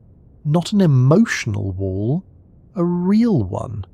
One built from entropy, probability, mass, and momentum. And most of the time that wall doesn't move. Most of the time it defines the difference between curiosity and contact. But all the things we've looked at, the particles and paradoxes, the interpretations and theoretical models, the tools scientists use to understand space and time, none of them start by assuming the universe is closed off. They start by asking what's possible. They take nothing for granted. They begin from observation, and they end in math, and somewhere in between those two, the idea of unreachable things becomes part of the work itself. The boundary between here and the rest of the universe is not the edge of a planet or the skin of an atmosphere. It's not a locked door, it's a collection of limits. Some are technical, some are energetic, some are philosophical, but the point of science isn't to declare those limits permanent, it's to understand them, and once understood, some of them turn out to be flexible. The speed of light, for example, is not a barrier in the sense of a wall. It's the structure of causality itself. It tells us what can affect what and how long it takes. But within that framework, relativity allows for bending, for stretching, for changing reference frames. It allows time to slow down for travellers. It allows distance to contract. It doesn't hand us shortcuts, but it doesn't forbid movement either. It just reshapes what movement looks like. When we imagine ourselves flying across galaxies, the image is often one of sheer displacement. Being here, then being there. But maybe that's not the only kind of motion worth aiming for. Maybe the journey happens not just by leaping across distance, but by learning how distance behaves. By understanding that what feels like far away might be closer under the right conditions. That time and space aren't barriers, they're coordinates. They describe the structure. They don't decide the outcome. If that feels vague, consider this. Most of the tools we now use to understand the cosmos came from questions that didn't assume limits. Quantum mechanics didn't arise from a desire to describe small particles. It arose from trying to understand light, energy, and the failure of classical theories. Relativity wasn't written to describe black holes. It was built to reconcile motion, time, and observation. The discoveries that shape our understanding weren't designed for inspiration. They were designed for precision, and yet they inspire. Not because they offer guarantees of success, but because they widen the space of possibility. The idea that maybe we're already part of the universe we want to reach isn't meant to be a comfort. It's a fact. There is no outside in the way we sometimes imagine it. When we talk about travelling far, we're still talking about moving within the same set of physical laws. There's no other reality waiting at the end of the road, no different physics on the other side of the stars. The universe is one and we're in it now. The air you're breathing, the surface under you, the sounds you hear. All of it made from the same materials found in nebulae, stars, moons, and interstellar clouds. Carbon, oxygen, hydrogen, iron. The building blocks don't change when you leave the solar system. They don't vanish when you pass a boundary. The strange thing is that we've never been separated from the rest of it, only from the view, so the challenge becomes one of perspective. When you want to explore the universe, you're not looking for something alien. You're seeking another version of what you're already part of. More light, more time, more space. And the tools we build to find it, telescopes, probes, theories, questions, are extensions of that same material. Even the thoughts that drive you to wonder where the edge is, or whether there's a way to reach it, are themselves physical events. Neurons firing, chemicals reacting, information travelling through space, just on a much smaller scale. If you zoom in far enough, the boundary between thought and motion gets fuzzy. Physics applies everywhere. So maybe the question isn't whether we can reach the universe, but whether we can recognise how far we've already come. In a few 100,000 years, a species of primates went from walking upright to measuring the background radiation left over from the Big Bang. We went from making fire to decoding the fusion processes at the core of stars, from carving symbols into stone to building satellites that orbit other planets. We haven't crossed galaxies, but we've built machines that did. Voyager 1 has left the heliosphere. It's now in interstellar space, still sending data. It didn't need to go fast, it just needed time. That's what makes progress happen in a universe this big. Patience, precision, and persistence. And even without travel, we've already seen billions of years into the past. Not metaphorically, literally. The light we collect from distant galaxies has been travelling since before Earth formed. Looking at that light is a kind of time travel. a record of what was preserved in motion, no ship needed, just a sensor and enough understanding to interpret what the data means. The desire to explore, to move outward, to discover new places is fundamental. But sometimes the universe offers depth instead of distance. Sometimes the thing worth understanding isn't where to go, but how things work right where you are. Because the structure of reality doesn't change when you move through it. It just reveals more of itself the longer you look. That's why even the smallest experiments matter.